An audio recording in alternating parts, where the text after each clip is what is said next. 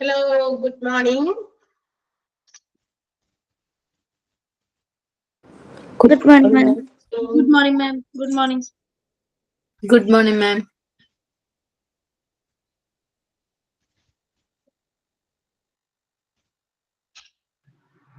Good morning, ma'am. Yes, good morning. ഞാനെല്ലാം നിങ്ങൾ പ്രതീക്ഷിച്ചിരുന്ന ആളെന്ന് എനിക്കറിയാം. അതുകൊണ്ട് വേഗം പോയി നോട്ടൊക്കെ എടുത്തോട്ടാ. നിങ്ങളുടെ ടെക്സ്റ്റ് ബുക്ക് എന്താന്ന് വെച്ചാൽ വേഗം പോയി എവിടെ ഇരിക്കുന്നതെന്ന് വെച്ചാൽ കളക്ട് ചെയ്തോ. ചിലപ്പോ അല്ലെങ്കിൽ നമ്മളുടെ നോട്ടൊക്കെ കയ്യിലുണ്ടാവുമല്ലോ അല്ലെ, ടെക്സ്റ്റ് ബുക്ക് കയ്യിലുണ്ടാകും. നമ്മൾ എടുക്കുന്ന ടോപ്പിക്കിലേക്ക് വേഗം പൊക്കോ, വേഗം എത്തിക്കോ. വീണ്ടും നമ്മൾ ഇന്ന് ഒരു ചെറിയ അഡ്ജസ്റ്റ്മെന്റ് ആയിട്ടാണ് ടീച്ചർ പകരമായിട്ട് വന്നതാ.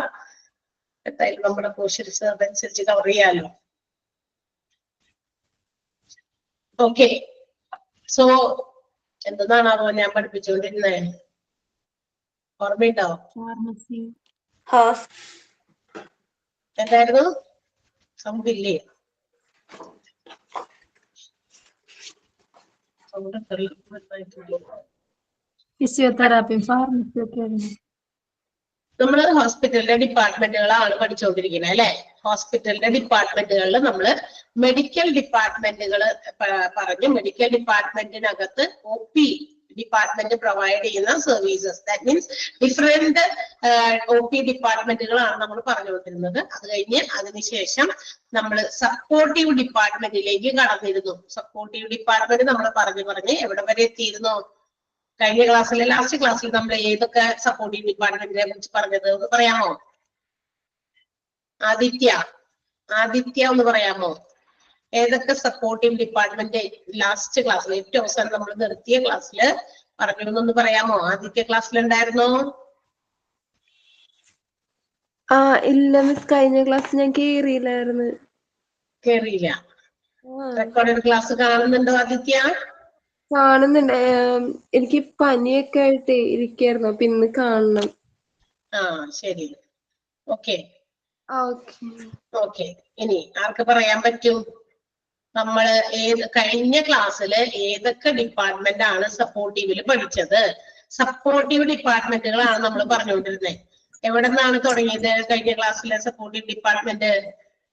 ക്ലിനിക്കൽ ലബോറട്ടറി സപ്പോർട്ടീവ് ഡിപ്പാർട്ട്മെന്റ് കഴിഞ്ഞ ക്ലാസ്സിലാണ് നമ്മൾ തുടങ്ങിയത്. സപ്പോർട്ടീവ് ആയിട്ടുള്ള, അതായത് ഹോസ്പിറ്റൽസിന്റെ എന്താ പറയാ, ട്രീറ്റ്മെന്റുമായിട്ട് ഡയറക്ട്ലി ബന്ധമില്ലെങ്കിലും പക്ഷെ ദേ മസ്റ്റ് സപ്പോർട്ട്, തീർച്ചയായിട്ടും ഹോസ്പിറ്റലിന്റെ നമ്മുടെ മെഡിക്കൽ ഡിപ്പാർട്ട്മെന്റിനെ സപ്പോർട്ട് ചെയ്യാനായിട്ട്, അല്ലെങ്കിൽ ട്രീറ്റ്മെന്റുകൾക്കുമായിട്ട് പേഷ്യൻസ് ഹോസ്പിറ്റൽസിൽ വരുമ്പോൾ അവർക്ക് വേണ്ടി മറ്റു രീതിയിലുള്ള കുറച്ച് സപ്പോർട്ടൊക്കെ കൊടുക്കേണ്ടി വരും.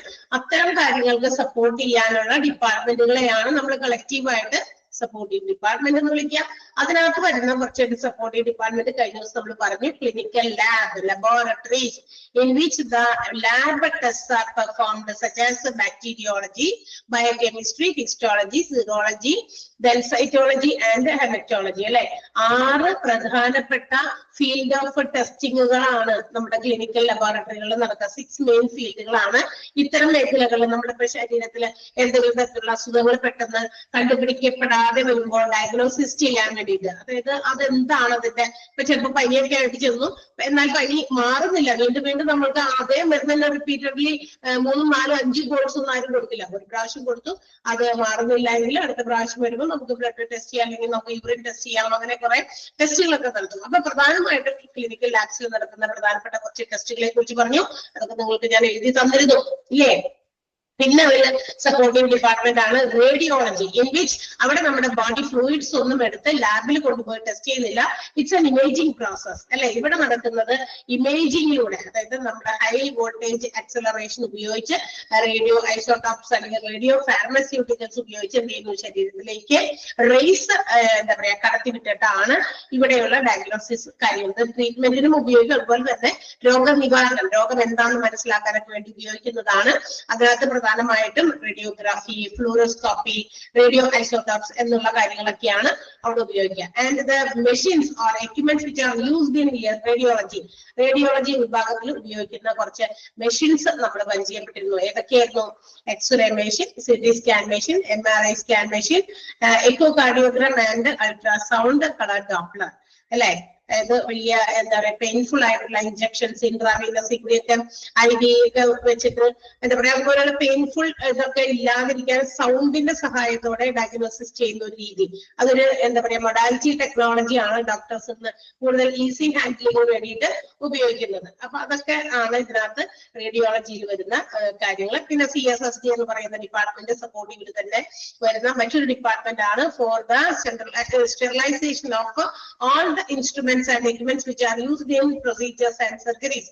ഡോക്ടേഴ്സ് അവരുടെ സർജറീസിന് മറ്റ് പ്രൊസീജിയേഴ്സിനൊക്കെ ഉപയോഗിക്കുന്ന എക്യുപ്മെന്റുകൾ, ഇൻസ്ട്രുമെന്റുകൾ, അതുപോലെ തന്നെ ലാബിലും ഉണ്ട് ഈ എന്തെങ്കിലുമൊക്കെ ടെസ്റ്റ് ഒക്കെ ചെയ്യാൻ വേണ്ടി അങ്ങോട്ടും ഇങ്ങോട്ടൊക്കെ അവർ ഉപയോഗിക്കുന്ന ചില സാധനങ്ങളുണ്ട്, ഇൻസ്ട്രുമെന്റ്സ് ഉണ്ട്. ഇതെല്ലാം തന്നെ ഒരു പെർട്ടിക്കുലർ പോയിന്റ് ഓഫ് ടൈമിൽ ഷുഡ് ബി സ്റ്റെറിലൈസ്ഡ്. കാരണം സ്റ്റെറിലൈസ് ചെയ്ത് ഉപയോഗിച്ചില്ല എങ്കിൽ പലതരത്തിലുള്ള എന്താ പറയാ ഡിസീസസ് ഒരാളിൽ നിന്ന് മറ്റൊരാളിലേക്കൊക്കെ കണ്ടാമിനേറ്റ് ചെയ്യാനായിട്ടുള്ള സാധ്യതകൾ കൂടുതലാണ്. കാരണം ഇതിനകത്തൊക്കെ ഓരോ ആളുകളും ഡിഫറെന്റ് ടൈപ്സ് ഓഫ് ഡിസീസസുമായിട്ടാണ് വരുന്നത്.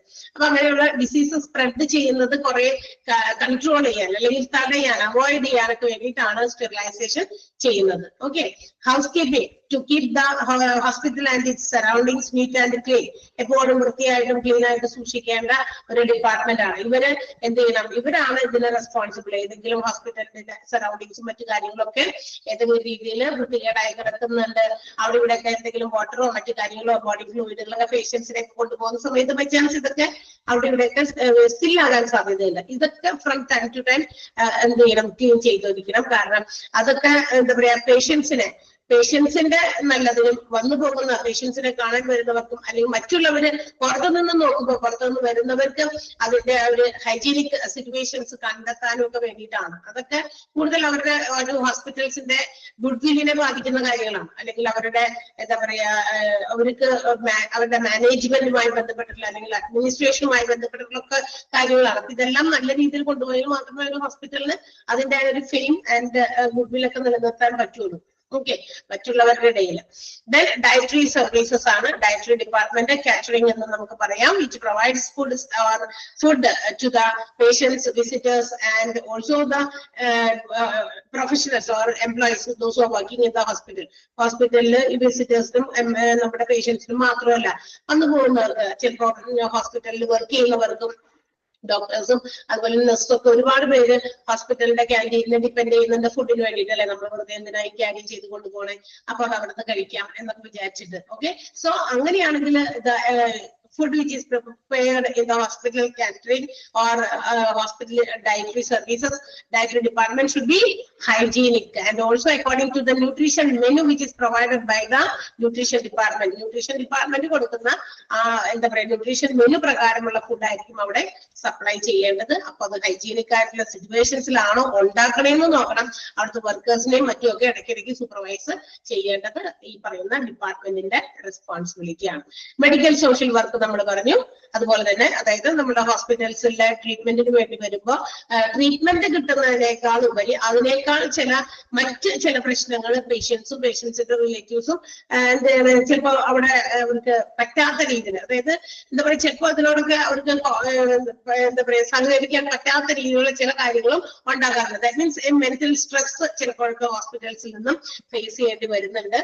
ചിലപ്പോൾ ഫിനാൻസിങ്ങുമായി ബന്ധപ്പെട്ടതാകാം, ഹോസ്പിറ്റലിൽ പേയ്മെന്റ്, പിന്നെ ഇൻഷുറൻസിന്റെ കാര്യത്തിലാകാം, അല്ലെങ്കിൽ മറ്റേതെങ്കിലും രീതിയിൽ അങ്ങനെയുള്ള മെന്റൽ സ്ട്രെസ്സിന് അവർ ഫേസ് ചെയ്യുന്ന സൈക്കോ സോഷ്യൽ ഇഷ്യൂസ് അങ്ങനെയുള്ള കാര്യങ്ങൾക്കൊക്കെ അതിനൊക്കെ എന്താ കോപ്പ് അപ്പ് ചെയ്യാൻ വെച്ചാൽ അതിനോടൊക്കെ നമ്മൾ എന്താ പറയാ അതൊക്കെ ഇല്ലാതാക്കി നമ്മൾ സ്മൂത്ത് ആയിട്ട് കാര്യങ്ങളൊക്കെ കൊണ്ടുപോകാൻ, നമ്മുടെ ഇൽനെസ്സുമായിട്ട് ബന്ധപ്പെട്ടുള്ള കാര്യങ്ങളൊക്കെ ക്ലിയർ ആയിട്ട് പോകാനൊക്കെ വേണ്ടിയിട്ടൊക്കെ സഹായിക്കുന്ന ഒരു ഡിപ്പാർട്ട്മെന്റ് ആണ്. ഇന്ന് മിക്ക ഓർഗനൈസേഷൻസിലൊക്കെ കൂടുതലും ഹോസ്പിറ്റൽസ് മാത്രമല്ല നഴ്സിംഗ് ചെയ്യുന്ന ടേക്ക് കെയർ ചെയ്യുന്ന ഡിപ്പാർട്ട്മെന്റുകളൊക്കെ ഉണ്ടല്ലോ. ഇന്ന് നഴ്സിംഗ് ഹോംസ്, മറ്റ് ഹെൽത്ത് സെന്റേഴ്സ് ഒക്കെ അങ്ങനെയുള്ളവർക്കൊക്കെ ഇതിന്റെ ഒക്കെ ഒരു ആവശ്യകത നല്ല രീതിയിലുണ്ട്. കാരണം രോഗത്തിന്റെ കാരണങ്ങളല്ലാതെ തന്നെ മറ്റു പല മെന്റൽ ഇഷ്യൂസും ആയിട്ടാണ്. എന്ന് വെച്ചാൽ അങ്ങനത്തെ രോഗങ്ങളല്ല ഉദ്ദേശിച്ചത്.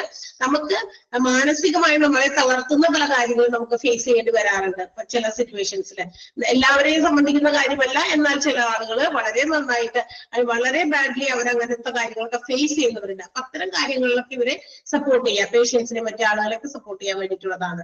പിന്നെ നമ്മൾ പറഞ്ഞത് ഫിസിയോതെറാപ്പി ഒരു ഹീലിംഗ് ട്രീറ്റ്മെന്റ് തന്നെയാണ്. അതും പേഷ്യൻസിന്റെ ബോഡി എന്താ പറയാ നമ്മുടെ മസിൽസ് അതുപോലെ തന്നെ ബോൺസ് ഇതിനൊക്കെ ഉണ്ടാകുന്ന ഫംഗ്ഷനിങ്ങിൽ എന്തെങ്കിലുമൊക്കെ അപാകതകൾ നോർമാലിറ്റി കണ്ടു കഴിഞ്ഞാൽ അത് നോർമൽ ഫംഗ്ഷനിലേക്ക് കൊണ്ടുവരാൻ വേണ്ടിയിട്ടുള്ള ഡിപ്പാർട്ട്മെന്റ് ആണ് അല്ലെ. വീഴ്ചകളും മറ്റൊക്കെ ഉണ്ടാകുമ്പോൾ ഡിസ്ക് കംപ്ലൈന്റ് വരിക, അകൽച്ച വരിക അല്ലെ, എല്ലുകൾക്കൊക്കെ അങ്ങനത്തെ പ്രശ്നങ്ങളൊക്കെ വരുന്നതിനാണ് ഇത്തരം ഒരു ഹീലിംഗ് ഒരു എന്താ പറയാ ഡിപ്പാർട്ട്മെന്റ് ഉള്ളത്. Physiotherapy mostly it is linked with orthopaedics department. Orthopaedics എല്ലിന്റെ ഒക്കെ ഡിപ്പാർട്ട്മെന്റുമായിട്ടാണ് ഈ ഒരു ഡിപ്പാർട്ട്മെന്റിന് ഒരു ലിങ്ക് എന്ന് വെച്ചാൽ അവിടെ നിന്നുള്ള ആൾക്കാരായിരിക്കും ഇങ്ങോട്ട് വരാം. എല്ലിന്റെ ഡോക്ടറെയൊക്കെ കാണിച്ചു, വീഴ്ചയിലോ അല്ലെങ്കിൽ എന്തിനൊക്കെ ആക്സിഡന്റിലോ ഒക്കെ പറ്റിയ എല്ലിന്റെ ഒക്കെ കാണിച്ചു. പക്ഷെ അതിന് ആഫ്റ്റർവേർഡ്സ് പിന്നീട് വർഷമൊക്കെ ചിലപ്പോൾ വീഴ്ചയിൽ നിന്നുണ്ടായ ആഘാതത്തിന്റെ പ്രത്യാഘാതങ്ങളൊക്കെ പിന്നീട് ഉണ്ടാകും. അപ്പൊ അതിനു വേണ്ടിയിട്ട് ആ ഒരു ഹീലിംഗ് തെറാപ്പി കൂടി പ്രൊവൈഡ് ചെയ്യുന്നുണ്ട്. അപ്പൊ ഇതൊന്ന് ചെയ്താൽ നല്ലതാണ്. അല്ലെങ്കിൽ പിൽക്കാലത്ത് അത്തരം അസുഖങ്ങൾ വീണ്ടും നമ്മളെ ഡിസ്റ്റർബ് ചെയ്യാം. അതാണ് കേട്ടോ. ദെൻ നെക്സ്റ്റ് ഡിപ്പാർട്ട്മെന്റ് നമ്മൾ പറഞ്ഞത് ഫാർമസിയാണ്. ഇവിടെ വരെയാണ് നമ്മൾ പറഞ്ഞു നിർത്തിയത് ആണല്ലോ. ഫാർമസി വരെയാണ് നമ്മൾ പറഞ്ഞു നിർത്തിയത്. ഐ തിങ്ക് അഡ്മിനിസ്ട്രേറ്റീവ്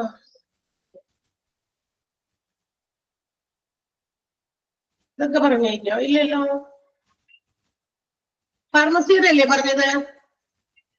ഫാർമസിയാണ് അപ്പൊ നമ്മൾ പറഞ്ഞു നിർത്തിയത്. ഫാർമസി എന്ന് പറയുന്നത് നമ്മുടെ ഹോസ്പിറ്റൽസിൽ ഏറ്റവും ഇമ്പോർട്ടന്റ് ആയിട്ട് വേണ്ട ഒരു ഡിപ്പാർട്ട്മെന്റ് ആണ്. രോഗം വന്ന ആളുകൾ ഡോക്ടറെ കണ്ടു അങ്ങോട്ട് പോയി കഴിഞ്ഞാൽ പറ്റില്ല. പക്ഷെ നമുക്ക് അവിടെ നിന്ന് കിട്ടേണ്ട ആ രോഗത്തിന് അവർ തന്നെ നമുക്ക് പ്രിസ്ക്രൈബ് ചെയ്യുന്ന മരുന്നുകൾ ഹോസ്പിറ്റൽസിൽ തന്നെ പ്രൊവൈഡ് ചെയ്യുന്നതായിരിക്കും കുറച്ച് നല്ലത്, ബെറ്റർ അതാണ് അല്ലെ. അപ്പൊ അതുകൊണ്ട് hospital pharmacy will be well equipped with all types of pharmaceuticals. Pharmacy items ഒക്കെ ഹോസ്പിറ്റൽസിൽ വരുന്ന രീതിയിലാണ് ഹോസ്പിറ്റലിന്റെ ഒരു ഫാർമസി ഉണ്ടായിരിക്കേണ്ടത്. മെഡിക്കേഷൻസ് ഫോർ ദ പേഷ്യൻസ് മാത്രമല്ല, മരുന്ന് മാത്രമല്ല കൊടുക്കുക, some types of instruments, equipments or drugs, അതായത് പലതരത്തിലുള്ള മരുന്നുകളും അതുപോലെ തന്നെ ചെറിയ ഉപകരണങ്ങൾ. ഇപ്പൊ ഫോർ എക്സാമ്പിൾ നെബുലൈസിംഗ് മെഷീൻസ് ഒക്കെ ഉണ്ട്, നെബുലൈസർ. അപ്പൊ അതൊക്കെ പ്രൊവൈഡ് ചെയ്യുക. അതൊക്കെ ഹോസ്പിറ്റലിന്റെ ഫാർമസിയിൽ തന്നെ അവൈലബിൾ ആണെങ്കിൽ പിന്നെ നമുക്ക് പുറത്തുനിന്ന് പോയി വാങ്ങിക്കണ്ടല്ലോ, അല്ലാണ്ട് ബുക്സ് എടുത്തൊന്നും പോകണ്ട. അപ്പൊ അങ്ങനെ പിന്നെ മാത്രമല്ല ഹോസ്പിറ്റലിന്റെ തന്നെ പല ഡിപ്പാർട്ട്മെന്റുകളും യൂസ്ഫുൾ ആകുന്ന രീതിയിലുള്ള എക്യുപ്മെന്റും ഹോസ്പിറ്റലിന്റെ ഫാർമസിയിൽ പ്രൊവൈഡ് ചെയ്യുന്നുണ്ട്. ആൻഡ് ഈ ഒരു department will be handled by ഫാർമസിസ്റ്റുകളായിരിക്കും ഈ ഒരു ഡിപ്പാർട്ട്മെന്റ് ഹാൻഡിൽ ചെയ്യുന്നത്. ആ ഫാർമസിയെ കുറിച്ച് ഒരുപാട് ചാപ്റ്റർ നമുക്ക് പഠിക്കാനുണ്ട്. അപ്പൊ നമുക്ക് അതിനെ കുറിച്ച് വിശദമായ കാര്യങ്ങൾ പഠിക്കാം.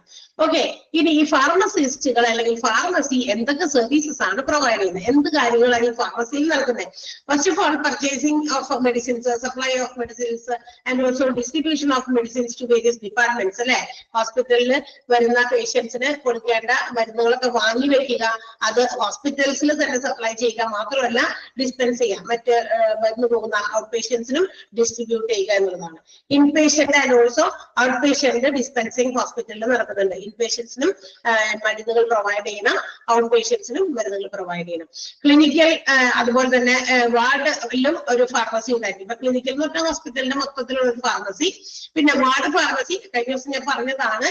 നമ്മളിപ്പോ ഓരോ വാർഡുകൾ എന്താ പറയാ ഹോസ്പിറ്റൽസിൽ പല വാർഡുകൾ ഉണ്ടാവുമല്ലോ, ആ വാർഡുകളുടെ ഒക്കെ അറ്റാച്ച്ഡ് ആയിട്ട് അതിന്റെയൊക്കെ അടുത്തായിട്ട് ചിലപ്പോൾ ഒരു 1-2 നഴ്സസ് ഒക്കെ ഇരുന്നിട്ട് ആ വാർഡിന്റെ രോഗികളെ ഫ്രം ടൈം ടു ടൈം അവർക്ക് വേണ്ട മെഡിസിൻസ് എത്തിച്ചു കൊടുക്കുക, അല്ലെങ്കിൽ അവരെ ഇടയ്ക്ക് പോയിട്ട് അവരുടെ ടെമ്പറേച്ചർ നോക്കാനോ മറ്റേതെങ്കിലും തരത്തിലുള്ള അങ്ങനെയുള്ള കാര്യങ്ങളൊക്കെ ഉണ്ടല്ലോ.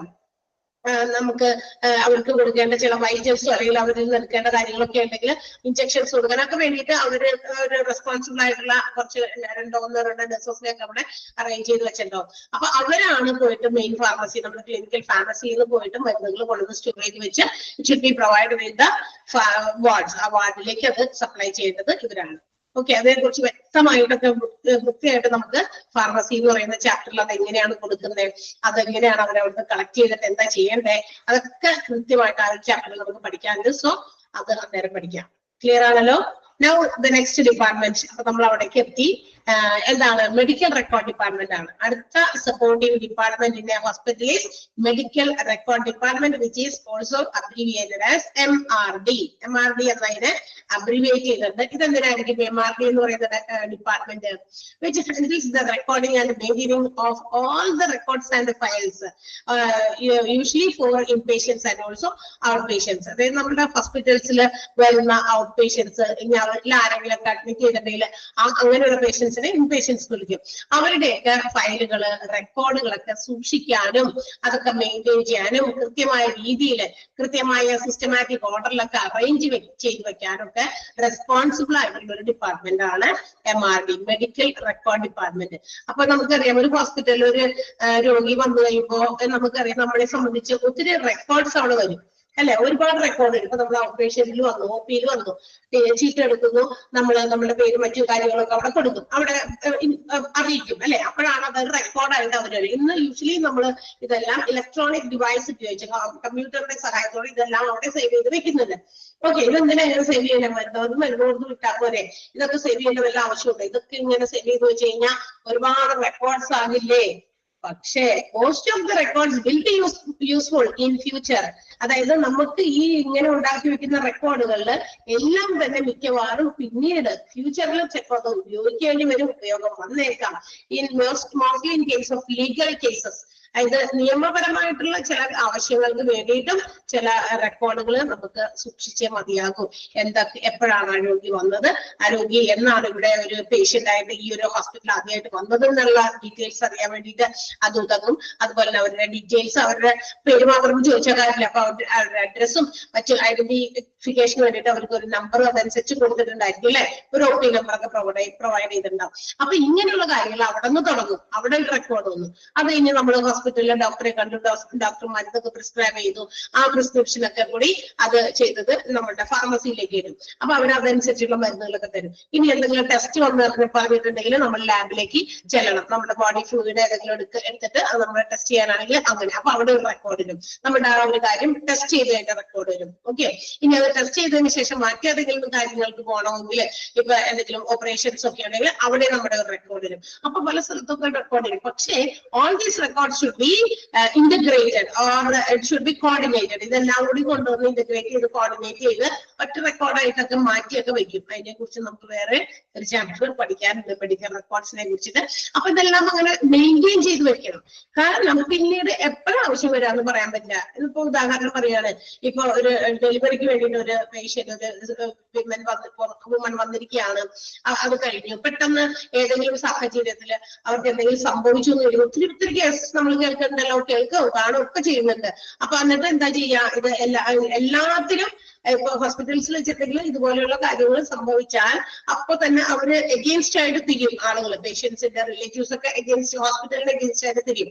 So if there is proper evidence or records, ഈ ഹോസ്പിറ്റലിൽ ഓരോ സ്ഥലത്തും എന്തൊക്കെ കാര്യങ്ങൾ ഈ പേഷ്യന്റിന് വേണ്ടി ചെയ്തു എന്നുള്ളതിന് വ്യക്തമായ റെക്കോർഡ്സ് എവിഡൻസ് ആയിട്ട് ഉണ്ടെങ്കിൽ എന്ത് ചെയ്യാൻ നമുക്ക് അതൊരു പ്രൂഫാണ്. അപ്പൊ അതിന് വേണ്ടിയിട്ട് all these should be recorded and maintain, ഇതെല്ലാം അവിടെ മെയിൻറ്റെയിൻ ചെയ്തൊക്കെ സൂക്ഷിക്കേണ്ടത് അത്യാവശ്യമാണ്. അപ്പൊ അതിന് വേണ്ടിയിട്ടുള്ള ഒരു ഡിപ്പാർട്ട്മെന്റ് ആണ്.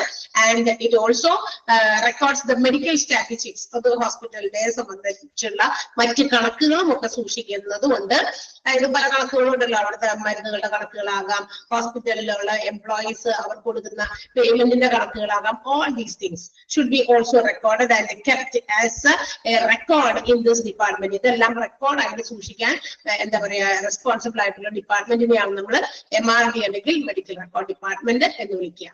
ക്ലിയർ ആയോ? Any doubts? Clear ആയോ അല്ലേ?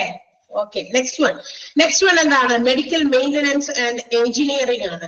ഇനി ഈ ഡിപ്പാർട്ട്മെന്റിൽ എന്താ നടക്കുന്നത്? എഞ്ചിനീയറിംഗ്, മെയിൻ്റനൻസ് എന്ന വാക്കുകൾ കേൾക്കുമ്പോൾ തന്നെ നമുക്ക് ഏകദേശം ഒരു ഐഡിയ കിട്ടിയിട്ടുണ്ടാവും. That means which makes or which helps or which supports the hospital to be in an operable condition. എന്ന് വെച്ചാൽ വളരെ സ്മൂത്ത് ഫംഗ്ഷനിങ് ആയിട്ടുള്ള ഒരു അവസ്ഥയിലേക്ക് ഹോസ്പിറ്റൽസിനെ കൊണ്ടുപോകാൻ സാധിക്കുന്നതിന് വേണ്ടിയിട്ടുള്ള ഒരു ഡിപ്പാർട്ട്മെന്റ് ആണ്. സെന്റൻസ് നീണ്ടുപോയി മലയാളത്തിൽ അല്ലെ. അതായത് ഹോസ്പിറ്റലില് സ്മൂത്ത് ആയിട്ട് എല്ലാ കാര്യങ്ങളും നടക്കണം. ഈ സ്മൂത്ത് ആയിട്ടെല്ലാം നടക്കണമെങ്കിൽ all the things, machines, everything should be in operable condition. എന്ന് വെച്ചാൽ എല്ലാം ഓപ്പറേറ്റ് ചെയ്യാൻ പറ്റുന്ന കണ്ടീഷനിലായിരിക്കണം. ഇൻ കേസ് ഇപ്പൊ നമ്മളുടെ വീടുകളിൽ അതിന് പ്രവർത്തനക്ഷമമായി വെക്കുക. ഓക്കെ, എല്ലാം തന്നെ കൃത്യമായി പ്രവർത്തിപ്പിക്കുന്ന രീതിയിൽ ആയിരിക്കണം. ഇപ്പൊ നമ്മളൊക്കെ രാവിലെ തന്നെ എഴുന്നേൽക്കും അല്ലെ, നമ്മൾ ആദ്യം തന്നെ രാവിലെ തന്നെ എഴുന്നേറ്റിട്ട് നമ്മള് നമ്മുടെ അടുത്ത് കിച്ചണിൽ ചെല്ലുന്നു, നമ്മൾ കുറച്ച് കാര്യങ്ങളൊക്കെ ചെയ്യുമ്പോ പെട്ടെന്ന് നമ്മുടെ മിക്സി ഓണാക്കി മിക്കവാറും എല്ലാ ദിവസവും കാലത്ത് എഴുന്നേറ്റിട്ട് എന്ത് ചെയ്യാ, മറ്റുള്ളവരെ എഴുന്നേൽപ്പിക്കാനുള്ളൊരു വെല്ലുവിളിയാണ് അല്ലെ ഈ എന്താ പറയാ മിക്സി അങ്ങോട്ട് ഓണാക്കുമ്പോ. അത് പെട്ടെന്ന് വർക്കിംഗ് അല്ല, അപ്പൊ തന്നെ നമ്മുടെ കുറെ പണിയൊക്കെ അവിടെ കുറച്ചൊക്കെ എന്ത് ചെയ്യും അവതാളത്തിലാകും. പണ്ടാണെങ്കിൽ വേഗം കൊണ്ട് അരകല്ലിലിട്ട് അരയ്ക്കുന്ന വീടുകളിൽ അതുപോലും ഇല്ല. അപ്പൊ എന്ത് ചെയ്യും, ഇത് അരച്ചിട്ട് വേണമെങ്കിൽ അല്ലെങ്കിൽ ദോശ ഉണ്ടാക്കാനോ അല്ലെങ്കിൽ മറ്റെന്തെങ്കിലും ഉണ്ടാക്കാനോ അതിന് ചട്നി ഉണ്ടാക്കാനൊക്കെ വേണ്ടി വരും. അപ്പൊ ഇനി അത് അവിടെ കുറച്ച് എന്താ പറയാ ഒരു ഡിലേ വരും, ലാഗ് വരും അല്ലെ. അങ്ങനെ ഏത് കാര്യങ്ങളും സ്മൂത്ത് ആയിട്ട് നടക്കണമെങ്കിൽ നമ്മുടെ വീട്ടിലുള്ള എല്ലാ മെഷീൻസും എന്ത് ചെയ്യണം, കൃത്യമായിട്ട് പ്രവർത്തനക്ഷമമായി വെക്കണം. ഇപ്പൊ ഹോസ്പിറ്റൽസിലും ഇഷ്ടം പോലെ എക്യുപ്മെന്റുകളും മെഷീനറീസും ഉണ്ട് അല്ലെ. ഹോസ്പിറ്റൽസിൽ അവർ ഉപയോഗിക്കുന്ന പേഷ്യൻസിന് വേണ്ടി ഉപയോഗിക്കുന്ന മെഷീൻസ് ആകാം, അതർവൈസ് AC ഉണ്ട് അല്ലെ, AC എയർ കണ്ടീഷൻസ് ഉണ്ട്, പ്ലംബിംഗ് ആയിട്ടുള്ള കാര്യങ്ങളുണ്ട്. ഇതെല്ലാം ഓപ്പറബിൾ കണ്ടീഷൻസ് ആയിരിക്കണം. അപ്പൊ ഓൾ ദ ഇലക്ട്രിക്കൽ ഫങ്ഷൻസും അതുപോലെ തന്നെ എന്താ പറയാ ഹോസ്പിറ്റൽസിന്റെ മറ്റ് ഏത് എയർ കണ്ടീഷൻ പോലെയുള്ളത്, പ്ലംബിംഗ് പോലെയുള്ളത്, steel works, everything should be in proper condition. അതെല്ലാം വർക്കിംഗ് കണ്ടീഷനിലായിരിക്കണം. അല്ലെങ്കിൽ അത് എന്ത് ചെയ്യണം, ഏതെങ്കിലും ഒരെണ്ണത്തിന്റെ ഒക്കെ കാര്യങ്ങളൊക്കെ ഇങ്ങനെ റിപ്പയറിംഗ് ഒക്കെ ആവശ്യമുണ്ടെങ്കിൽ അതൊക്കെ കൃത്യമായിട്ട് പെട്ടെന്ന് തന്നെ റിപ്പയർ ചെയ്യാനുള്ള ആളെ കണ്ടെത്തണം. അത് ഓടിപ്പോയിട്ട് അയ്യോ ഇത് ചീത്തയായിട്ടുണ്ടല്ലോ എന്ന് നോക്കി അന്വേഷിച്ച ആൾക്കാരെ കണ്ടുപിടിച്ച ദിവസം രണ്ടൊക്കെ പിടിക്കും. അങ്ങനെ പാടില്ല. അപ്പൊ ഇത് ഏതെങ്കിലും ഒന്ന് ബ്രേക്ക് ഡൗൺ ആയാൽ whom to contact, ആരെ നമ്മൾ ബന്ധപ്പെടും എന്നുള്ളതിന്റെ ഒരു ആൾക്കാരുടെ നമ്പർ, അവരുടെ ഡീറ്റെയിൽസ് അല്ലെങ്കിൽ അവരുടെ നമ്പർക്ക് നമ്മുടെ കയ്യിലുണ്ടായിരിക്കണം. AC വർക്കിംഗ് അല്ല, സോ നമുക്ക് ആള് മിസ്റ്റർ എക്സിന്റെ നമ്പർ എന്തെങ്കിലും ആ എക്സിനെയാണ് നമ്മൾ പെട്ടെന്ന് കോൺടാക്ട് ചെയ്യേണ്ടത്. കാരണം വിതിൻ നോ ടൈം, അതായത് 1-2 മിനിറ്റുകൾക്കുള്ളിൽ ആളെ നമ്മളുടെ അടുത്തെത്തിച്ച് അത് എന്ത് ചെയ്യുന്നു, റിപ്പയർ ചെയ്യുന്നു അല്ലെ. അല്ലാണ്ട് 2 ദിവസം 3 ദിവസം കഴിഞ്ഞ് വരുന്ന ആൾക്കാരെ നമ്പർ വാങ്ങിച്ച് നമ്മൾ വെച്ചിട്ട് കാര്യമില്ല. കാരണം ഹോസ്പിറ്റൽസ് എന്ന് പറയുന്നത് അധികം ലാഗ് ഇല്ലാതെ കാര്യങ്ങളൊക്കെ മുന്നോട്ട് പെട്ടെന്ന് നടക്കേണ്ട ഒരു സ്ഥലം തന്നെയാണ് അല്ലെ. അപ്പൊ അതുകൊണ്ട് നമ്മുടെ വീട്ടിലേക്ക് ഒരു മിക്സി ആണെങ്കിൽ 2 ദിവസം ഇനിയിപ്പോ മിക്സിയിൽ അരച്ചിട്ടുള്ള കാര്യം ഉണ്ടാക്കണ്ട, തൽക്കാലം 1 ദിവസം 2 ദിവസം ഒക്കെ കഴിയട്ടെ കുഴപ്പമില്ല എന്ന് വേണമെങ്കിൽ നമുക്ക് വിചാരിക്കാം. പക്ഷെ ഹോസ്പിറ്റൽസിൽ അങ്ങനെ പറ്റില്ലല്ലോ. ഇൻപേഷ്യൻസ് ആയിക്കോട്ടെ ഔട്ട് പേഷ്യൻസ് ആയിക്കോട്ടെ അവർക്ക് പ്രൊവൈഡ് ചെയ്യേണ്ട ഫെസിലിറ്റീസ് അവർക്ക് കിട്ടിയില്ലെങ്കിൽ തീർച്ചയായിട്ടും അവരൊക്കെ റിയാക്ട് ചെയ്യും. അപ്പൊ അത് പാടില്ലാതിരിക്കണമെങ്കിൽ all the machines or equipment should be in operable condition. So the maintenance department, medical maintenance and engineering department is responsible for all these things to be making or made in operable condition. അപ്പൊ ഇതെല്ലാം അങ്ങനെ operating കണ്ടീഷൻസിൽ ആക്കി തീർക്കുക എന്നുള്ള ഒരു ജോലിയാണ് നമ്മുടെ ഈ ഒരു ഡിപ്പാർട്ട്മെന്റിനുള്ളത്. ക്ലിയർ ആയോ? മനസ്സിലായോ? Any doubts? No. Okay. Next one, purchasing departments or material management. Purchasing departments. ഈ പറയുന്ന സപ്പോർട്ടീവ് ഡിപ്പാർട്ട്മെന്റിലും അതുപോലെ തന്നെ നമ്മൾ നേരത്തെ പഠിച്ച മെഡിക്കൽ ഡിപ്പാർട്ട്മെന്റിലെ ഫസ്റ്റ് ഡിപ്പാർട്ട്മെന്റിന്റെ ഒപ്പീനകത്ത് വന്ന ഡിപ്പാർട്ട്മെന്റും ഒക്കെ കുറെ ചാപ്റ്റേഴ്സ് നമുക്ക് ചാപ്റ്റർ വൈസ് ആയിട്ട് കുറെ ഡിപ്പാർട്ട്മെന്റുകളൊക്കെ ചാപ്റ്റർ വൈസ് നമുക്ക് പഠിക്കാനുള്ളതാണ് കേട്ടോ. അതിലൊന്നാണ് നേരത്തെ പറഞ്ഞ മെഡിക്കൽ റെക്കോർഡ് ഡിപ്പാർട്ട്മെന്റ്, CSSD പഠിക്കാനുണ്ട്, ഫാർമസി പഠിക്കാനുണ്ട്. ഓക്കെ, ഇപ്പൊ പറയാൻ പോകുന്ന മെറ്റീരിയൽസ് മാനേജ്മെന്റ് അല്ലെങ്കിൽ പർച്ചേസിംഗ് ഡിപ്പാർട്ട്മെന്റ് നമുക്ക് ഡീറ്റെയിൽഡ് ആയിട്ട് ചാപ്റ്റർ തന്നെ പഠിക്കാനുണ്ട്. So what is purchasing department or materials management? As the name indicates, നമുക്ക് ആ പേര് കേട്ടപ്പോൾ തന്നെ മനസ്സിലാവും. What all things are to be purchased in a hospital is the responsibility for this department. ഈ ഒരു ഡിപ്പാർട്ട്മെന്റിന്റെ ഉത്തരവാദിത്തമാണ്. എന്തൊക്കെയാണോ ഹോസ്പിറ്റൽസിൽ വാങ്ങിക്കാനുള്ള സാധനങ്ങൾ, ഇപ്പൊ മെഡിസിൻസ് ആകാം, മറ്റേതെത്ര മെഷീൻസോ എക്യുപ്മെന്റ് ആകാം, ഇതെല്ലാം ഈ ഒരു ഡിപ്പാർട്ട്മെന്റ് അറിയാതെ പർച്ചേസ് ചെയ്യാൻ പറ്റില്ല. അപ്പൊ ഇവരാണ് ഇതിനൊക്കെ റെസ്പോൺസിബിൾ ആയിട്ടുള്ളത്. അപ്പൊ ഇന്നൊരു സാധനം ഇന്നൊരു എക്യുപ്മെന്റ് ഉണ്ട് വാങ്ങിക്കാനുണ്ട്, so it should be informed the purchasing department. അപ്പൊ നമ്മൾ പർച്ചേസിംഗ് ഡിപ്പാർട്ട്മെന്റിനെയാണ് അതുമായി ബന്ധപ്പെട്ടുള്ള കാര്യങ്ങൾ അറിയിക്കേണ്ടത്.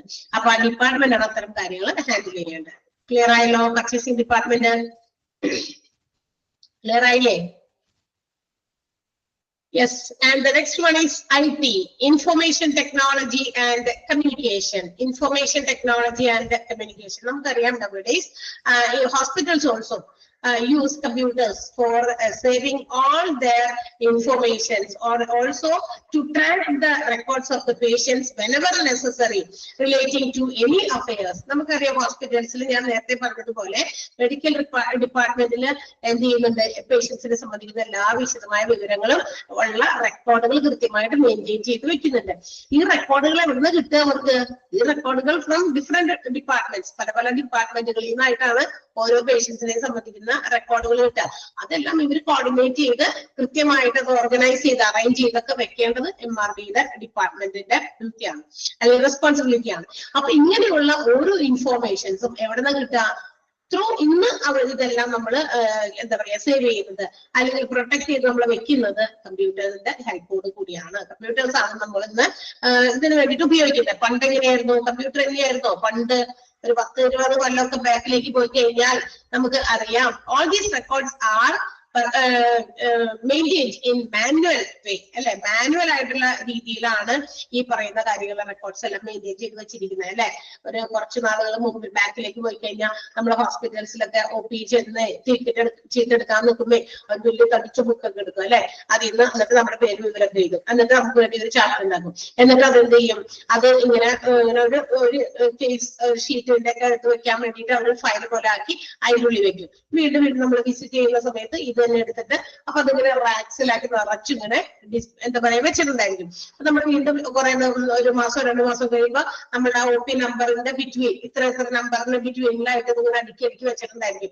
ആ ഒരു നമ്പറിന്റെ ഇടയിലായതുകൊണ്ട് അവിടെ ആ പർട്ടിക്കുലർ സ്ഥലത്ത് പോയി അത് എടുക്കുന്നു, തെരഞ്ഞെടുക്കുന്നു, എന്നിട്ട് നോക്കുന്നു, അല്ലെ? ഇതൊക്കെ മാനുവലായിട്ട് പണ്ട് ഇതെല്ലാം ഹാൻഡ് റിട്ടൺ ആയിട്ടൊക്കെ എഴുതി പിടിപ്പിച്ച് സേവ് ചെയ്ത് വെച്ചിരുന്നത്. പക്ഷെ ഇന്ന് ഇതിനൊക്കെ ഹെൽപ്പ് ചെയ്യാൻ കുറച്ചുകൂടി നമ്മളുടെ എന്താ പറയാ കൺവീനിയൻസിന് വേണ്ടിയിട്ട്, സമയം കുറയ്ക്കാൻ വേണ്ടിയിട്ട്, നമ്മൾ ഒരുപാട് സമയം ഇപ്പൊ അവിടേക്ക് പോകും, അതൊക്കെ ഇല്ലാതാക്കാൻ വേണ്ടിയിട്ടാണ് കമ്പ്യൂട്ടറിൽ ടെക്നിക്കൽ നമ്മൾ അവരെ കുറിച്ചുള്ള ഡാറ്റാസ് നമ്മൾ അവരെ ഏത് പേരിലാണോ സേവ് ചെയ്ത് വെച്ചിട്ടുള്ളത്, ഏത് നമ്പറൊക്കെ ആയിരിക്കും ചിലപ്പോൾ അവർ OP നമ്പർ വെച്ചിട്ട് സേവ് ചെയ്തിട്ടുണ്ടെങ്കിൽ ആ നമ്പർ അടിച്ചു കൊടുത്താൽ all the details will be displayed on the screen, അല്ലെ? സ്ക്രീനിൽ നമുക്ക് മോണിറ്ററിൽ കാണാൻ പറ്റും. അപ്പൊ ഇതെല്ലാം ഇന്ന് ഹോസ്പിറ്റൽസിൽ മെയിൻറ്റെയിൻ ചെയ്യുന്നത് IT ഇൻഫർമേഷൻ ടെക്നോളജി ഉപയോഗിച്ചാണ്. ആൻഡ് ഇത് നമുക്കറിയാം ഒരു ടെക്നിക്കൽ സപ്പോർട്ട് മാത്രമല്ല, മെഡിക്കൽ റിപ്പോർട്ട്സുമായിട്ട് സംബന്ധിക്കുന്ന എല്ലാ തരത്തിലുള്ള ടെക്നിക്കൽ റിപ്പോർട്ട്സും സപ്പോർട്ടൊക്കെ നമുക്ക് കിട്ടാൻ പറ്റും. മാത്രമല്ല always it will be updated. ഇനി എന്താ മറ്റൊരു പ്രത്യേകത? ഇത് അപ്ഡേറ്റഡ് ആണ്. കാരണം എന്താ? ഓരോ പുതിയ ഇൻഫർമേഷൻ നമ്മൾ അങ്ങോട്ടേക്ക് കൊടുക്കുമ്പോൾ അത് അപ്പൊ തന്നെ അപ്ഡേറ്റ് ചെയ്ത് വരും. ഇപ്പൊ നമ്മൾ ഉപയോഗിക്കുന്നതാണെങ്കിൽ നമ്മൾ തന്നെ പോയി ഇരുന്ന് എഴുതിയാൽ മാത്രമേ, എഴുതി കൃത്യമായിട്ട് ഓരോ കാര്യങ്ങളും പോയിന്റ് വൈസ് ആയിട്ട് എഴുതി വെച്ചാൽ മാത്രമേ നമ്മുടെ റെക്കോർഡിലാകുള്ളൂ. അതേസമയം എന്താ പറയാ നമ്മൾ സേവ് ചെയ്യുന്ന കാര്യങ്ങളൊക്കെ ഈ പറയുന്ന ടെക്നിക്കൽ സപ്പോർട്ട് കൂടിയിട്ട് ഇപ്പൊ പവർ ഫെയിലിയർ വന്നാൽ പോലും അത് സേവ് ചെയ്തേക്കുന്നതുകൊണ്ട് അവിടുത്തെ ഡാറ്റാസ് ഒന്നും നഷ്ടപ്പെട്ടു പോകുന്നില്ല. സിസ്റ്റം ഫെയിൽ ആയാൽ പോലും അതെല്ലാം അവിടെ ഉണ്ടായിരിക്കും. And any time we can retrieve the data. നമുക്ക് എപ്പോ വേണമെങ്കിലും അത് ഉപയോഗിക്കാൻ പറ്റും. അതിന് വേണ്ടി നമുക്ക് അതിൽ നിന്ന് റിട്രീവ് ചെയ്ത് എടുക്കാനൊക്കെ പറ്റും. അപ്പൊ പേഷ്യൻസിനെ ഹെൽപ്പ് ചെയ്യുക എന്നുള്ളതാണ് ഈ പറയുന്ന IT ഇൻഫർമേഷൻ ടെക്നോളജിയുടെ മറ്റൊരു പ്രത്യേകത, അല്ലെങ്കിൽ ഈ ഒരു ഡിപ്പാർട്ട്മെന്റ് ചെയ്യുന്നത്. പേഷ്യൻസിന്റെ സമയം ലാഭിക്കാനും ആൻഡ് ഓൾസോ എൻറ്റയർ ഇൻഫർമേഷൻ, ഹോസ്പിറ്റൽസിന്റെ പല കാര്യങ്ങളും ഇൻഫർമേഷൻ ടെക്നോളജി ഉപയോഗിച്ചിട്ടാണ് സേവ് ചെയ്യുന്നത്. നമ്മൾ ഹോസ്പിറ്റൽസിൽ വരുന്നത് മുതൽ whatever events are taken place in the hospital, എന്തൊക്കെ കാര്യങ്ങൾ ഹോസ്പിറ്റൽസിൽ നടക്കുന്നുണ്ടോ ഇതെല്ലാം IT ഹെൽപ്പോട് കൂടി സേവ് ചെയ്ത് വെക്കുന്നുണ്ട്. സോ ഈ ഒരു ഡിപ്പാർട്ട്മെന്റ് അതിന് റെസ്പോൺസിബിൾ ആണ്. എന്തെല്ലാം കാര്യങ്ങളുണ്ടോ അതെല്ലാം റെക്കോർഡ് ചെയ്യാനുള്ളത്. സോ ദീസ് ആർ മനസ്സിലായോ എന്താണ് IT എന്ന് പറയുന്നത്? ഇന്നാണെങ്കിൽ കൂടുതലും ഓൺലൈൻ സർവീസസ് പ്രൊവൈഡ് ചെയ്യുന്നുണ്ട്, അല്ലെ? അതും IT-യുടെ സഹായം ഉണ്ടെങ്കിലല്ലേ പറ്റുള്ളൂ. ഒരു കോവിഡ് ഒക്കെ വന്നതിന് ശേഷം നമുക്കറിയാം ആ കാലഘട്ടത്തിൽ, അതായത് കോവിഡ് ഉണ്ടായിരുന്ന സമയത്ത് നമുക്ക് ഹോസ്പിറ്റൽസിൽ പേഴ്സണലി നമുക്ക് ഹോസ്പിറ്റലിൽ പോകാനും പറ്റിയിരുന്നില്ല, അല്ലെ? അപ്പൊ നമ്മൾ എന്ത് ചെയ്യും? ഓൺലൈനായിട്ടാണ്. അപ്പൊ ഡോക്ടേഴ്സ് അങ്ങനെ ഒരു സേവനം കൊടുത്തു. അവിടെ നമ്മുടെ വീട്ടിൽ ഇരുന്നിട്ട് നമുക്ക് അവരെ വിളിച്ച് നമുക്ക് കാണിക്കുകയോ അല്ലെങ്കിൽ ചെയ്തിട്ട് നമ്മുടെ രോഗത്തെ കുറിച്ചൊക്കെ പറഞ്ഞ് നമ്മൾക്ക് അതിനുള്ള മരുന്നുകളും മറ്റുമൊക്കെ പറഞ്ഞുതരികയൊക്കെ ചെയ്തിരുന്നു, അല്ലെ? അപ്പൊ ഓൺലൈൻ സർവീസസ് ഒക്കെ കുറച്ച് കൂടുതലായിട്ട് വന്നത് ഈ അടുത്ത കാലഘട്ടം ആണെങ്കിലും അത് ഇത്രയധികം അങ്ങോട്ട് നിന്ന് എന്ത് ചെയ്തു വളർന്നു വർദ്ധിച്ചിട്ടുണ്ട്. ഏത് മേഖല നോക്കിയാലും ഹോസ്പിറ്റൽസിന്റെ മാത്രമല്ല. അപ്പൊ IT നല്ല രീതിയിൽ നമ്മളെ അതിന് വേണ്ടിയിട്ട് ഹെൽപ്പ് ചെയ്യും. നമുക്ക് പോകണ്ട, അവിടെ വരെ പോകുന്ന ആ ഒരു റിസ്ക് ഒഴിവാക്കാം, അല്ലെ? ദൂരെയുള്ള സ്ഥലങ്ങളാണെങ്കിൽ കുറച്ച് അധികം റിസ്ക് നമുക്ക് ഒഴിവാക്കാം. അങ്ങനെയുള്ള കുറെ ഫെസിലിറ്റീസ് IT കമ്മ്യൂണിക്കേഷൻ ഒക്കെ വന്നതുകൊണ്ട് ഉണ്ടായിട്ടുണ്ട്. Online service also are provided due to the development of IT-യുടെ ആ ഒരു വികസനം കൊണ്ടാണ് നമുക്ക് ഈ ഓൺലൈൻ സർവീസും ഇന്ന് സാധ്യമാക്കാൻ പറ്റുന്നത്. ക്ലിയർ ആയോ?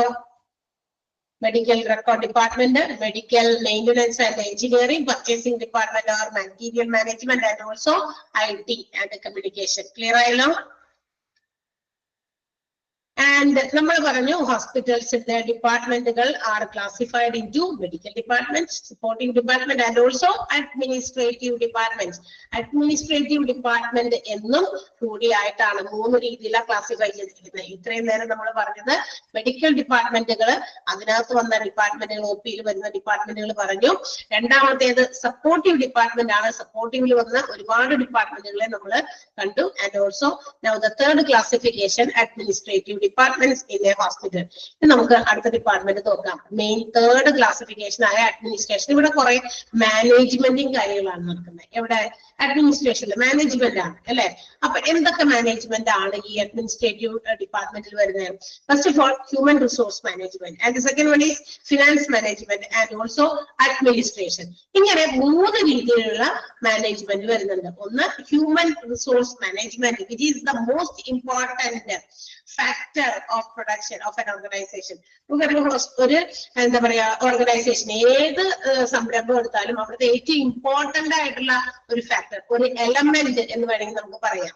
അവിടുത്തെ ഏത് ഓർഗനൈസേഷൻ എടുത്താൽ ഏറ്റവും ഇമ്പോർട്ടന്റ് ആയിട്ടുള്ള ഒരു കാര്യമാണ് ഹ്യൂമൻ റിസോഴ്സ് അല്ലെങ്കിൽ മാൻ പവർ എന്ന് വിളിക്കാം. Man power.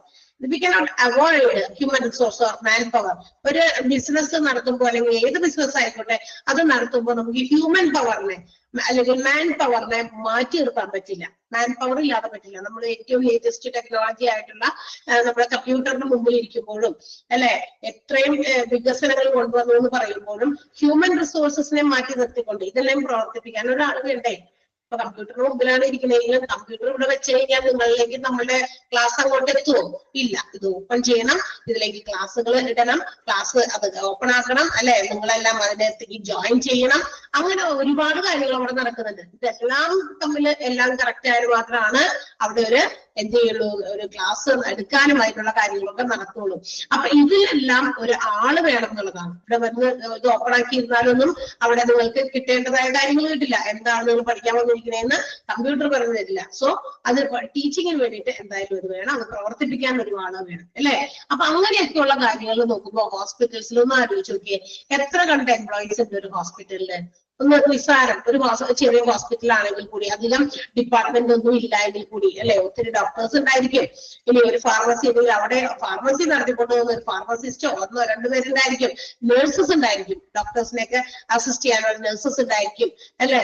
ഇനി ഓപ്പറേഷൻ തിയേറ്റർ ഉണ്ടെങ്കിൽ അവിടെ, അതുപോലെ തന്നെ ഇപ്പൊ നേരത്തെ പറഞ്ഞില്ലേ കാറ്ററിംഗ് അവിടെ കൊടുക്കുന്നുണ്ടെങ്കിൽ അവിടെ എംപ്ലോയീസ് ഉണ്ട്, ഒരുപാട് എംപ്ലോയീസ് ഉണ്ട്. സോ ഇവിടെ നടക്കുന്ന എന്താണ്, ഹ്യൂമൻ റിസോഴ്സ് മാനേജ്മെന്റിൽ ഈ എംപ്ലോയീസിനെ സംബന്ധിക്കുന്ന മാനേജ്മെന്റ് ആണ് ഇവിടെ നടക്കുന്നത്. റിക്രൂട്ട്മെന്റ് വരും അതിനകത്ത് അല്ലെ, ഓരോ പുതിയ പുതിയ എംപ്ലോയീസിനെ റിക്രൂട്ട് ചെയ്യുന്നത്, ആ എംപ്ലോയീസിനെ റിക്രൂട്ട് ചെയ്യുന്നതുമായി ബന്ധപ്പെട്ടിട്ട് അവിടെ എന്താ പറയാ അവരെ സെലക്ട് ചെയ്യണം, അവർക്ക് ഇന്റർവ്യൂസ് പ്രൊവൈഡ് ചെയ്യണം, ഇങ്ങനെയുള്ള ഒരുപാട് പ്രൊസീജിയേഴ്സ് നടക്കുന്നുണ്ട്. അപ്പൊ ഇതെല്ലാം നമ്മുടെ ഈ ഒരു ഡിപ്പാർട്ട്മെന്റ് ആണ് ചെയ്യുന്നത്. And also they have to also ensure employees satisfaction. ഈ ഡിപ്പാർട്ട്മെന്റിന്റെ മറ്റൊരു ഉത്തരവാദിത്തം എന്താണെന്നറിയോ, അല്ലെങ്കിൽ ഒരു ഒബ്ജക്റ്റീവ് എന്താണെന്നറിയോ, അവിടെയുള്ള എംപ്ലോയീസിന്റെ ഒക്കെ സാറ്റിസ്ഫാക്ഷൻ. ജോലി ചെയ്താൽ മതിയോ, അവർ സംതൃപ്തിയോടുകൂടി ജോലി ചെയ്യണം എന്നുള്ളത് ആഗ്രഹിക്കണം. അപ്പൊ വന്നിട്ട് നിങ്ങൾ നിങ്ങളുടെ ജോലി ചെയ്താൽ മതി, നിങ്ങളുടെ ജോലി മാത്രമേ ഞങ്ങൾക്ക് ആവശ്യമുള്ളൂ, നിങ്ങൾ ഏത് രീതിയിലോ അത് ചെയ്തു തീർത്തോ, അത് ഞങ്ങളെ സംബന്ധിക്കുന്ന കാര്യമല്ല ഇന്ന് മാനേജ്മെന്റ് പറയാൻ പാടില്ല അല്ലെ.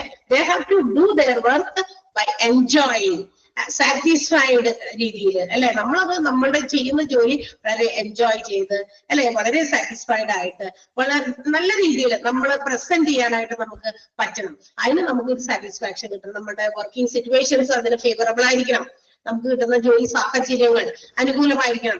മറ്റ് പല ഫെസിലിറ്റീസും, അതായത് ഒരു ജോലിക്കാരന് ആ ജോലി സ്ഥാപനത്തിൽ വരുമ്പോൾ ഉണ്ടാകേണ്ട മറ്റ് സൗകര്യങ്ങളൊക്കെ ഉണ്ട്. അത് വേണ്ടത് അത്യാവശ്യം വേണ്ടത്, വലിയ ലക്ഷറീസ് ആയിട്ടുള്ള ആവശ്യങ്ങളല്ല ഉദ്ദേശിക്കുന്നത്. ആവശ്യമെങ്കിലും നടത്താനുള്ള ചില കാര്യങ്ങൾ, ചില ബിസിനസ് സംരംഭങ്ങളിലൊക്കെ ഒരു ആവശ്യത്തിന് ഒരു എന്താ പറയാ വാഷ്റൂം അല്ലെങ്കിൽ ടോയ്ലറ്റ് സൗകര്യങ്ങൾ പോലും ഇല്ലാത്ത ഓർഗനൈസേഷൻസ് ഉണ്ടായിരിക്കും. അതൊക്കെ ഹ്യൂമൻ അവിടെ വരുന്ന ജോലിക്കാർക്ക് നല്ല രീതിയിൽ അവർ സാറ്റിസ്ഫൈഡ് ആയിരിക്കില്ല. കാരണം വൈകുന്നേരം വരെ നമ്മൾ ഇതെല്ലാം പിടിച്ചു വെച്ചുകൊണ്ടിരിക്കുക എന്നുള്ളത് ബുദ്ധിമുട്ടുള്ള കാര്യമാണ്. സോ എംപ്ലോയിയുടെ സാറ്റിസ്ഫാക്ഷൻ എന്ന് പറയുന്നത് കൂടി എൻഷുർ ചെയ്യേണ്ട ഒരു ഡിപ്പാർട്ട്മെന്റ് ആണ് ഹ്യൂമൻ റിസോഴ്സ് ഡിപ്പാർട്ട്മെന്റ് എന്ന് പറയുന്നത്. HR നമ്മൾ ഇത് തന്നെ ഇങ്ങനത്തെ ഈ ഹോസ്പിറ്റൽ അഡ്മിനിസ്ട്രേഷൻ പോലെ ഇതൊക്കെ പഠിക്കുന്ന കോഴ്സ് തന്നെ ഉണ്ട്. ഇതുകൊണ്ട് 1 year 6 months കോഴ്സുകളൊക്കെ ഹ്യൂമൻ റിസോഴ്സ് മാനേജ്മെന്റ്. ഇന്ന് എല്ലാ ഓർഗനൈസേഷനിലും ഒരുപാട് എംപ്ലോയീസ് പല രീതിയിലുള്ള മാനസിക പ്രശ്നങ്ങൾ ഫേസ് ചെയ്യുന്നുണ്ട്. അവരുടെ ജോലി സ്ഥാപനങ്ങൾക്ക് കിട്ടുന്നവർക്ക് അവരുടേതായ കാര്യങ്ങൾ അംഗീകരിക്കാതെ അവര് സാറ്റിസ്ഫൈഡ് ആയിട്ടാണ് ജോലി ചെയ്യുന്നത്, അല്ലെങ്കിൽ അവർക്ക് ഒരുപാട് കംപ്ലൈന്റുകൾ അഗേൻസ്റ്റ് മാനേജ്മെന്റ് ഉണ്ട്, അതൊന്നും കേൾക്കാൻ ആളില്ല, അല്ലെങ്കിൽ അതിനൊരു പരിഹാരമില്ലാതെയൊക്കെ ഭയങ്കര വിഷമത്തോടു കൂടി നിവൃത്തിയില്ലാതെ നമുക്ക് ആ ജോലി ചെയ്യേണ്ടത് അത്യാവശ്യമായതുകൊണ്ട് മാത്രം ജോലി ചെയ്യുന്ന കഷ്ടപ്പെട്ട് ജോലി ചെയ്യുന്ന ഒത്തിരി ആളുകളുണ്ട് അല്ലെ. കഷ്ടപ്പെട്ട് ജോലി ചെയ്യല്ല വേണ്ടത്, നമ്മൾ ഇഷ്ടപ്പെട്ട് ജോലി ചെയ്യണം അല്ലെ, അങ്ങനെയല്ലേ വേണ്ടത്. അപ്പൊ അങ്ങനെ ചെയ്യാത്ത അതൊക്കെ ഉണ്ടെങ്കിൽ അതൊക്കെ മനസ്സിലാക്കി വാട്ട് ആർ ദെയർ പ്രോബ്ലംസ്, അവരുടെ പ്രശ്നങ്ങൾ എന്താണ്, അവർക്ക് ഗുഡ് ആയിട്ടുള്ള ഒരു വർക്കിംഗ് കണ്ടീഷൻസ് പ്രൊവൈഡ് ചെയ്യുക അല്ലെ. ഇടയ്ക്കിടയ്ക്ക് അവരെയൊക്കെ ചെന്നിട്ട് അവരെയൊക്കെ ഒന്ന് എന്താ പറയാ സുഖമാണോ, അവർക്ക് എന്തെങ്കിലും പ്രശ്നങ്ങളുണ്ടോ, ഫേസ് ചെയ്യുന്നുണ്ടോ എന്നുള്ള കാര്യങ്ങളൊക്കെ അന്വേഷിക്കുക. And also even if necessary ആവശ്യമെങ്കിൽ to provide some monetary or non monetary benefits. എന്ത് ചെയ്യാം, ചെറിയ കുഞ്ഞു സാമ്പത്തിക സഹായങ്ങൾ. ഈ സാമ്പത്തിക സഹായം ഇടയ്ക്കിടയ്ക്ക് പോയിട്ട് 10 രൂപ 50 രൂപ കൊടുക്കണമെന്നല്ല ഉദ്ദേശിക്കുന്നത്. ഇപ്പൊ എന്തെങ്കിലുമൊക്കെ എന്തെങ്കിലും എന്താ പറയാ ഇപ്പൊ ഹോസ്പിറ്റൽ ഡേയോ അങ്ങനെയുള്ള കാര്യങ്ങളൊക്കെ സംഘടിപ്പിക്കുക. എംപ്ലോയീസിനൊന്ന് തൃപ്തമാക്കാനേ എല്ലാ ദിവസവും കാലത്ത് തുടങ്ങി വൈകുന്നേരം വരെ ജോലി. ഒരു ഹോസ്പിറ്റല് എസ്റ്റാബ്ലിഷ് ചെയ്ത ഒരു വ്യക്തി ഫൗണ്ടർ ഉണ്ടാവുമല്ലോ, ആളുടെ ഡേ ഒക്കെ ഒന്ന് ആഘോഷിക്കുക.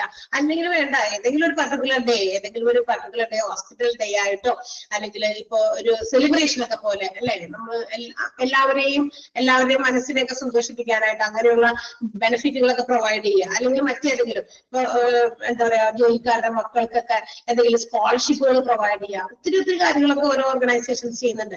അതുപോലെ ഹോസ്പിറ്റൽസിൽ വർക്ക് ചെയ്യുന്നവർക്കും ഇതുപോലെയുള്ള ആഗ്രഹങ്ങളൊക്കെ ഉണ്ടായിരിക്കും. അപ്പൊ അവരെ സംതൃപ്തമാക്കാൻ പറ്റുന്ന രീതിയിലുള്ള ചെയ്യാൻ പറ്റുന്നതൊക്കെ ചെയ്യുന്നുണ്ടോ, അതൊക്കെ അവർക്ക് കിട്ടുന്നുണ്ടോ അല്ലെ. മോണിറ്ററി പൈസയായിട്ടും കൊടുക്കാം, ബോണസ് ആയിട്ട് മറ്റു കാര്യങ്ങളിലൊക്കെ പ്രോഫിറ്റ് ഷെയറിംഗ് ആയിട്ടൊക്കെ പ്രൊവൈഡ് ചെയ്യുന്നവരും ഉണ്ട്. അങ്ങനെ കൊടുക്കാം. അങ്ങനെയുള്ള ബെനിഫിറ്റുകൾ കൂടി എംപ്ലോയീസിന് കിട്ടുന്നുണ്ട് എന്ന് ഉറപ്പുവരുത്തുക. അങ്ങനെ അവരെ സാറ്റിസ്ഫൈഡ് ആക്കുക. അപ്പൊ ഇവരുടെ ഒരു റെസ്പോൺസിബിലിറ്റി അതാണ്. ആൻഡ് ഓൾസോ ഇനി ഇതെല്ലാം കൊടുക്കുക, അത് ചില ബിസിനസ്സുകാരുണ്ട് എന്താണെന്നറിയോ, ഈവൻ അവര് കൊടുക്കുന്ന സർവീസസിനുള്ള കൂലി പോലും കൊടുക്കാത്ത ചില ഓർഗനൈസേഷൻസ് ഉണ്ടായിരിക്കും പിടിച്ചു വയ്ക്കുക അല്ലെ. അവർക്ക് കൊടുക്കാതെ 2-3 മാസത്തേക്ക് ശമ്പളമൊക്കെ അല്ലെങ്കിൽ വേജസ് ഒക്കെ ഇങ്ങനെ പെൻഡിങ് ആയിട്ടില്ല. അത് നല്ല കാര്യമായിരിക്കുമോ? തീർച്ചയായിട്ടും ഇല്ല. Whatever services they are providing they should be given their compensation. തീർച്ചയായിട്ടും അവർ ചെയ്യുന്ന കൂലിക്ക് അവർക്ക് കോമ്പൻസേഷൻ കൊടുക്കുന്നുണ്ട് എന്നും കൂടി ഉറപ്പുവരുത്തണം. ഞാൻ ചെയ്യുന്ന ജോലിക്കുള്ള കൂലിയിൽ നിന്ന് ബോണസ് ഒന്നും തന്നില്ലെങ്കിലും കുഴപ്പമില്ല, എന്റെ ചെയ്യുന്ന ജോലിക്കുള്ള എന്താ പറയാ ഇത് കിട്ടാനെങ്കിലും എനിക്ക് അർഹതയുണ്ട്. സോ അത് കിട്ടുന്നുണ്ടെന്ന് ഉറപ്പുവരുത്താം. അപ്പൊ ഇതെല്ലാം തന്നെ കോർഡിനേറ്റ് ചെയ്ത് കൊണ്ടുപോകേണ്ട ഒരു ഡിപ്പാർട്ട്മെന്റ് ആണ് നമ്മുടെ ഹ്യൂമൻ റിസോഴ്സ് ഡിപ്പാർട്ട്മെന്റ് എന്ന് പറയുന്നത്. അപ്പൊ ചിലർ കാര്യമല്ല, ഹ്യൂമൻ റിസോഴ്സ് ഡിപ്പാർട്ട്മെന്റിന്റെ ഉള്ള എംപ്ലോയീസിനെ റിക്രൂട്ട് ചെയ്യണം, അവരുടെ എഫിഷ്യൻസി നോക്കി. എല്ലാ ജോലിക്കാർ വേണമെന്ന് പറഞ്ഞിട്ട് പരസ്യം ചെയ്തു, ഒരുപാട് പേര് കൊണ്ടുവന്നിട്ട് എന്താ പറയാ ആപ്ലിക്കേഷൻ തരുന്നവർക്ക് എല്ലാവർക്കും ജോലി കൊടുക്കാൻ പറ്റുമോ? ഇല്ല. അപ്പൊ എന്ത് പറ്റും, ഇതിൽ നിന്ന് നമുക്ക് വി ഹാവ് ടു സെലക്ട് അല്ലെ. ഈ ആപ്ലിക്കേഷൻസ് നമുക്ക് സെലക്ട് ചെയ്യണം according to the efficiency of the human resource. നമുക്ക് വേണ്ട ആളുകളിൽ എഫിഷ്യന്റ് ആയിട്ടുള്ളവരെ നമ്മൾ തെരഞ്ഞെടുപ്പ് നടത്തണം. ഇപ്പൊ റിക്രൂട്ട്മെന്റ് ചെയ്യുമ്പോൾ ആദ്യം വന്ന കർത്താവ് തെരഞ്ഞെടുക്കാം, അങ്ങനെയൊന്നുമില്ല. നമുക്ക് നമ്മളുടെ ഓർഗനൈസേഷന്, ഏത് ഓർഗനൈസേഷൻ ആയിക്കോട്ടെ, ഈ HR എന്നൊക്കെ പറയുന്നത് എല്ലാ ഓർഗനൈസേഷനെയും ബാധിക്കുന്ന കാര്യമാണ്. ഏതെങ്കിലും ഹോസ്പിറ്റൽസിനെ മാത്രം അല്ല, എല്ലാ ബിസിനസ് ഓർഗനൈസേഷൻസിനും ബാധകമായ ഒരു കാര്യമാണ് ഹ്യൂമൻ റിസോഴ്സ് മാനേജ്മെന്റ് എന്ന് പറയുന്നത്. അപ്പൊ ഉള്ള എംപ്ലോയീസിനെ നമ്മൾ തിരഞ്ഞെടുക്കാൻ പോകുമ്പോൾ അവരുടെ എഫിഷ്യൻസി, അവരുടെ ക്വാളിഫിക്കേഷൻ, മറ്റു കാര്യങ്ങളും എല്ലാം നോക്കണം. അതെല്ലാം നോക്കിയിട്ട് അതിൽ നിന്നാണ് തെരഞ്ഞെടുപ്പ് നടത്തുന്നത്. അപ്പൊ കുറെ പേര് ചില്ലറായി പോകും, അത് സ്വാഭാവികമാണ്. എല്ലാവർക്കും ജോലി കൊടുക്കാൻ എല്ലാ ഓർഗനൈസേഷൻസിനും പറ്റില്ല. സോ അവർക്ക് ഏറ്റവും നല്ലത് അവരുടെ ഓർഗനൈസേഷന് പറ്റുന്ന ആളുകൾ എന്ന് നോക്കിയാണ് അവർ സെലക്ഷൻസ് നടത്തുക. സോ ഇതൊക്കെ നടത്തേണ്ടത് നമ്മുടെ ഹോസ്പിറ്റലിലും മറ്റ് ഓർഗനൈസേഷനിലും ഹ്യൂമൻ റിസോഴ്സ് ഡിപ്പാർട്ട്മെന്റ് ആണെന്നാണ് പറഞ്ഞു തന്നെ. ക്ലിയർ ആയോ? ഹ്യൂമൻ റിസോഴ്സ് ഡിപ്പാർട്ട്മെന്റ് ടീച്ചർ എഴുതിയിട്ടുള്ളൂ. ടീച്ചർ കുറെ നേരം ഉണ്ടല്ലോ അവിടെ ഇത് പറയുന്നത്. ഈ സെന്റൻസിൽ എന്തെങ്കിലും മനസ്സിലാവാതെ നോക്കിയാൽ വായിച്ചു നോക്കിയേ. This department is given the aim of recruiting efficient human resources for the hospital. ഇതിപ്പോ ഹോസ്പിറ്റലിനെ സംബന്ധിച്ച് പറയുന്നത് നമ്മളും കൂടി മനസ്സിലാക്കുക. ഹോസ്പിറ്റലിൽ മാത്രമല്ല, ഒരുപാട് ഇപ്പൊ ഇവിടെ തന്നെ ഇതൊരു ഓർഗനൈസേഷൻ ആണ്.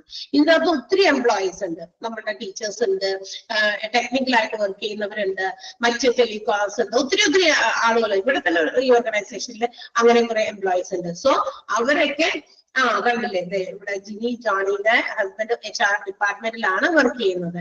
ഓക്കെ, അപ്പൊ അവരെ എല്ലാവരെയും ഇങ്ങനെ എന്താ പറയാ, നമ്മൾ എല്ലാ എംപ്ലോയീസിനെയും വെൽ സാറ്റിസ്ഫൈഡ് ആയിട്ട് ചേർത്ത് നിർത്തി ഒരു എംപ്ലോയിക്ക് അവർ ചെയ്യുന്ന ജോലി തൃപ്തിയോടെ സന്തോഷത്തോടെ അല്ലെ ഫുൾ എനർജിയിൽ ചെയ്യാൻ പറ്റുന്ന എപ്പോഴാണെന്നറിയോ? അവര് സംതൃപ്തമായിട്ടിരിക്കുമ്പോഴാണ്, എംപ്ലോയി സാറ്റിസ്ഫൈഡ് ആയിരിക്കുമ്പോഴാണ് അല്ലെ. നമുക്ക് മോശം ഒരു എങ്ങനെയെങ്കിലും ഓരോ ദിവസവും തള്ളി നീക്കി ചെയ്തു തീർത്ത് പോയാൽ മതി അല്ലെ. വന്നത് ടെൻഷൻ കൊണ്ട് പോകുന്ന ഒരേ ടെൻഷനാണ്, അത് എങ്ങനെയെങ്കിലും തീർത്ത് പോയാൽ മതി. So it will reflect in അവർ വർക്ക്. അപ്പൊ എങ്ങനെയെങ്കിലും ചെയ്തു തീർത്താൽ മതി, ഇപ്പൊ ചെയ്തിട്ട് പോയാൽ മതി എന്ന് ചിന്തിക്കുമ്പോൾ ആ വർക്കിൽ അത് റിഫ്ലക്ട് ചെയ്യും തീർച്ചയായിട്ടും, ഇല്ലേ? നമ്മൾ ഇഷ്ടത്തോടുകൂടി ചെയ്യുന്നത് അല്ലാത്തത് കൊണ്ട് അത് റിഫ്ലക്ട് ചെയ്യും നമ്മുടെ ജോബില് തീർച്ചയായിട്ടും. പക്ഷെ നമ്മളത് ഇഷ്ടത്തോടുകൂടി ചെയ്യുമ്പോൾ ഞാൻ എന്റെ ഫുൾ അങ്ങോട്ട് കൊടുക്കണം അല്ലെ, ഞാൻ എന്റെ ഫുൾ ഔട്ട്പുട്ട് അവരിലേക്ക് കൊടുത്താലാണ് എനിക്ക് സാറ്റിസ്ഫാക്ഷൻ കിട്ടുള്ളൂ എന്ന് വിചാരിച്ച് ഞാൻ ചെയ്യും. സോ എന്റെ മാക്സിമം 100% ഞാൻ പുറത്തേക്ക് ഇടാനായിട്ട് ശ്രമിക്കും. ക്ലിയർ ആയോ? അപ്പൊ അതിന് വേണ്ടിയിട്ടുള്ള ഒരു ഡിപ്പാർട്ട്മെന്റ് ആണ് ഹ്യൂമൻ റിസോഴ്സ് ഡിപ്പാർട്ട്മെന്റ് എന്ന് പറയുന്നത്. And it also aims at ensuring employee satisfaction, good working conditions, provision for monetary and non monetary benefits to the employees. Is also responsible for providing compensation for the services rendered by the employee. Employee render ചെയ്യുന്ന provide ചെയ്യുന്ന സർവീസസിന് തക്കതായ കൂലി കൊടുക്കാൻ പോലും എന്താ പറയാ human resource department. അപ്പൊ അവർക്ക് അത് കിട്ടിയിട്ടില്ലെങ്കിൽ മാനേജ്മെന്റിനോട് പറയണം, ഇത്ര മാസമായി അവർക്ക് കൂലി കൊടുത്തിട്ടില്ല അല്ലെങ്കിൽ അവർക്ക് ശമ്പളം കൊടുത്തിട്ടില്ല, ഇത് മോശമായ കാര്യമാണ്. എങ്ങനെയെങ്കിലും അവർ നമ്മൾക്ക് വേണ്ടിയിട്ട് നമ്മുടെ സ്ഥാപനത്തിന് വേണ്ടിയിട്ട് ജോലി ചെയ്ത് തന്നു. So they must be paid. തീർച്ചയായിട്ടും അവിടെ അവരുടെ തൊണ്ടയ്ക്ക് പിടിച്ചിട്ട് നമ്മൾ ഒരു കാര്യം ഉണ്ടാക്കേണ്ട ആവശ്യമില്ല. അപ്പൊ അവർക്കത് കൊടുക്കണം. കാരണം അവര് തന്ന സാധനത്തിന് ഇവിടെ തെളിയില്ല. നമ്മൾ കൊടുക്കുന്ന എംപ്ലോയീസ് ജോലി ചെയ്യുമ്പോൾ അവർ കൊടുക്കുന്ന സർവീസ് ചിലതൊന്നും കാണാൻ പറ്റില്ല അല്ലെ. നമുക്ക് കാണാൻ പറ്റുന്ന ടാൻജിബിൾ ആയിട്ടുള്ള കാര്യമല്ല അല്ലെ പ്രൊവൈഡ് ചെയ്യുന്ന സേവനം എന്ന് പറയുന്നത് സർവീസ് വിഭാഗത്തിൽ വരുമ്പോ. അപ്പൊ അത് എന്ത് ചെയ്യുന്നുണ്ട്, അവിടെ കാണാൻ പറ്റില്ല. പക്ഷെ അത് കാണാൻ പറ്റില്ല, നീ എന്താ ഇവിടെ ചെയ്തേ എന്ന് പറഞ്ഞിട്ട് അങ്ങനെ പറയുന്നത് പറ്റില്ല. അല്ലെങ്കിൽ മറ്റേതെങ്കിലും കാരണങ്ങൾ കൊണ്ട് കൂലിയില്ല എന്ന് പറയുന്നതിൽ അർത്ഥമില്ല. അവർ ചെയ്ത കൂലിക്ക് തീർച്ചയായിട്ടും അത് ശമ്പളം കൊടുക്കേണ്ടത്, അല്ലെങ്കിൽ കിട്ടിയില്ല എങ്കിൽ അതിൽ ഇടപെടേണ്ടതും ഹ്യൂമൻ റിസോഴ്സ് ഡിപ്പാർട്ട്മെന്റ് തന്നെയാണ്. Okay, now I think നിങ്ങൾക്ക് മനസ്സിലായിട്ടുണ്ടാകും. And the next department is finance department. അടുത്ത ഡിപ്പാർട്ട്മെന്റ് ഏതാ? ഫിനാൻസ് ആണ്. അപ്പൊ നിങ്ങൾക്ക് അറിയാം എന്തായിരിക്കും ഫിനാൻസ് ഡിപ്പാർട്ട്മെന്റ് ചെയ്യാം? ഫിനാൻഷ്യൽ ആസ്പെക്ടുകളെല്ലാം ഒരു ഹോസ്പിറ്റലിലെ സാമ്പത്തിക ഇടപാടുകളെല്ലാം തന്നെ കൈകാര്യം ചെയ്യുന്ന ഡിപ്പാർട്ട്മെന്റ് ആണ് അല്ലെ. ഫിനാൻസ് സംബന്ധിക്കുന്ന കാര്യങ്ങൾക്ക് വേണ്ടിയിട്ട് ബഡ്ജറ്റ് തയ്യാറാക്കുക, നെക്സ്റ്റ് ഇയറിൽ വാട്ട് എവർ എക്സ്പെൻസ് നമുക്ക് ഉണ്ടാകാം, അല്ലെങ്കിൽ എന്തൊക്കെ കാര്യങ്ങൾ നമ്മൾ പുതിയ മെഷീനറീസ് വാങ്ങിക്കാനുണ്ടോ, അങ്ങനെയുള്ള കാര്യങ്ങൾ ബഡ്ജറ്റ് ഒക്കെ പ്രിപ്പയർ ചെയ്യുക, ഫിനാൻഷ്യൽ പ്ലാനുകൾ ഉണ്ടാക്കുക, ഫ്യൂച്ചർ ആയിട്ടുള്ള കാര്യങ്ങൾക്ക് വേണ്ടിയിട്ട് എന്തൊക്കെയാണോ നമ്മൾ നടത്താനിരിക്കുന്നത് അതിന് വേണ്ടിയിട്ടുള്ള പ്ലാനിങ് തയ്യാറാക്കുക. ഇനി ഓരോ ഡിപ്പാർട്ട്മെന്റിന് അവിടുത്തെ അവൈലബിൾ ആയിട്ടുള്ള financial resources how can be utilised in different departments, അതെങ്ങനെ നമുക്ക് മറ്റ് ഏതെങ്കിലുമൊക്കെ ഡിപ്പാർട്ട്മെന്റുകൾ ഒന്നുകൂടി അപ്ലിഫ്റ്റ് ചെയ്ത് കൊണ്ടുവരാൻ. ഇപ്പൊ ചില ഡിപ്പാർട്ട്മെന്റുകളൊക്കെ ഇച്ചിരി മോശമായിട്ട് കിടക്കാണ്, ചിലപ്പോൾ അവിടെ ആവശ്യത്തിന് വേണ്ട എക്യുപ്മെന്റുകളോ സൗകര്യങ്ങളോ ഇല്ലാത്തത് കൊണ്ടാകാം അങ്ങനെ ഡള്ളായി കിടക്കുന്നത്. അപ്പൊ അതിന് ഉയർത്തണം. So we must do something, അല്ലെങ്കിൽ വി മസ്റ്റ് എക്സ്പെൻഡ് സംതിങ്. കുറച്ച് ചെലവ് നടത്തേണ്ടി വരും കാരണം ആ ഡിപ്പാർട്ട്മെന്റിൽ ഒന്ന് ഉയർത്തിക്കൊണ്ടുവരാൻ. അപ്പൊ അവിടെ നല്ല മെഷീൻസോ മറ്റേ എക്യുപ്മെന്റുകളൊക്കെ പ്രൊവൈഡ് ചെയ്യാനായിരിക്കാം, ചിലപ്പോൾ അതിന്റെ സ്ട്രക്ചറൊക്കെ തന്നെ ഒന്ന് മാറ്റാനായിരിക്കും. അപ്പൊ അതിന് കുറച്ച് കാശ് ചെലവാകും. അപ്പൊ അത് അങ്ങനെ എങ്ങനെയാണ് ആ ഫിനാൻഷ്യൽ റിസോഴ്സസ് ഡിവൈഡ് ചെയ്യേണ്ടത്? ഏതെങ്കിലും ഒരു ഡിപ്പാർട്ട്മെന്റ് മാത്രം ഉയർത്തിയതുകൊണ്ട് ഹോസ്പിറ്റലിൽ ഡെവലപ്ഡ് ആകില്ല. ഈച്ച് ആൻഡ് എവറി ഡിപ്പാർട്ട്മെന്റ് ഒരുപോലെ ഡെവലപ്പ് ചെയ്യാനായിട്ട് പറ്റണം. അങ്ങനെയാണെങ്കിൽ ഹോസ്പിറ്റലിന് വളർച്ച ഉണ്ടാകും. സോ അപ്ഗ്രഡേഷൻസ് ഓരോ സമയത്തും നടത്തേണ്ട, ഓരോ ഡിപ്പാർട്ട്മെന്റിൽ നടത്തേണ്ട അപ്ഗ്രഡേഷൻസിന് വേണ്ടിയിട്ടുള്ള ഫണ്ടൊക്കെ പ്രൊവൈഡ് ചെയ്യുന്നത് ഫിനാൻസ് ഡിപ്പാർട്ട്മെന്റ് ആണ്. And also they are responsible for paying the wages for the employees, staff. ഓരോ സ്റ്റാഫിനും വേണ്ട എന്താ പറയാ ശമ്പളം, അതിന് വേണ്ടിയിട്ടുള്ള വേജ് പേയ്മെന്റിന്റെ ഒക്കെ അവര് എന്താ പറയാ സ്റ്റേറ്റ്മെന്റ് ഒക്കെ തയ്യാറാക്കുക. ഓരോ എംപ്ലോയീസിനും എത്രയൊക്കെയാണ് വേജ് പേയ്മെന്റ്, എംപ്ലോയീസിന് കൊടുക്കേണ്ട സാലറി, അതിനെ കുറിച്ചുള്ള കാര്യങ്ങളൊക്കെ അവർ സ്റ്റേറ്റ്മെന്റ് പ്രിപ്പയർ ചെയ്യുക. മെഡിക്കൽ സപ്ലൈസ്, മെഡിസിൻസും മറ്റു കാര്യങ്ങളും ഒക്കെ ഹോസ്പിറ്റലിലേക്ക് വാങ്ങിക്കണമെങ്കിൽ അതിന് ഉള്ള കാര്യങ്ങളും സ്റ്റേറ്റ്മെന്റുകളും അതും തയ്യാറാക്കുക. ഇതെല്ലാം ഫിനാൻസ് ഡിപ്പാർട്ട്മെന്റിന്റെ ജോലിയാണ്. ക്ലിയർ ആയോ?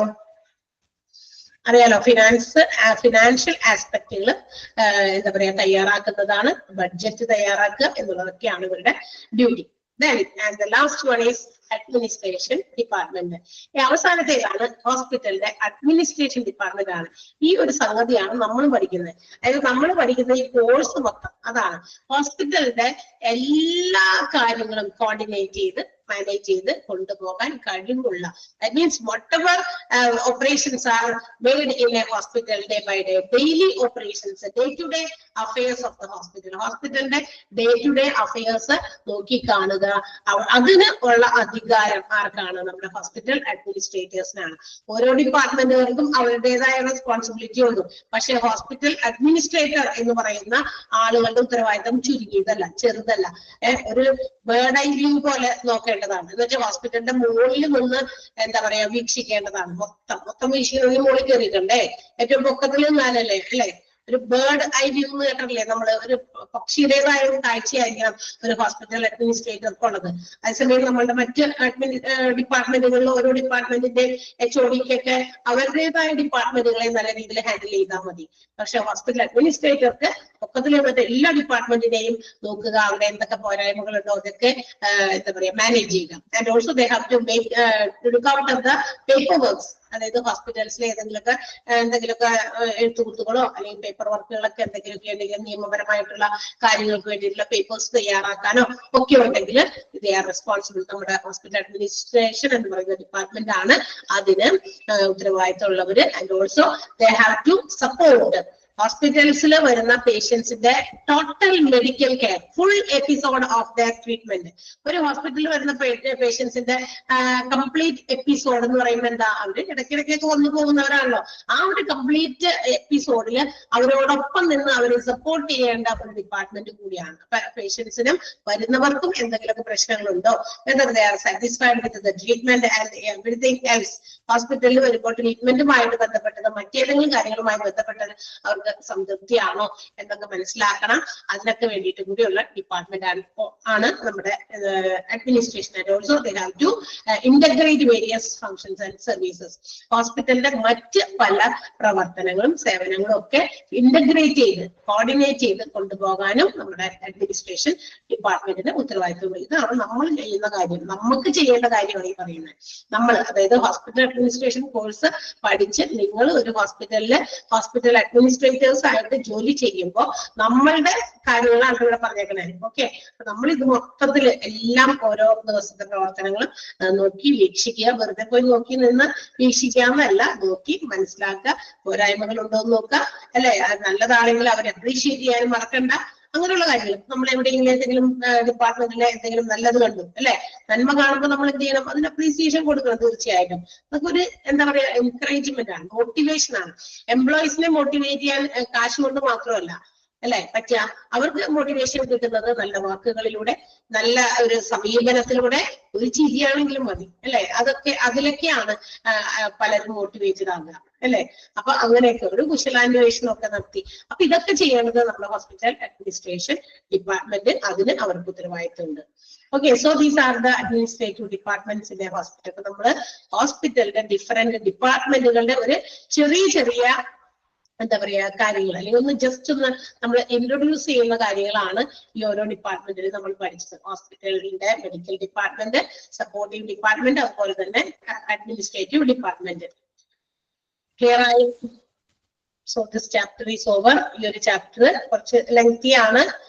ലെങ്തി ആയതുകൊണ്ടും അതുപോലെ തന്നെ അവേഴ്സ് കുറവായതുകൊണ്ട് നമ്മൾ ഇത്രയും ദിവസം കൊണ്ട് തീർത്തേക്കാം. അത് കുറെ ദിവസമായിട്ട് ടീച്ചർ ഇത് വിളിച്ചോണ്ട് ഇവിടെ ഇരിക്കുന്നത് നിങ്ങൾക്ക് ചിലപ്പോൾ തോന്നും.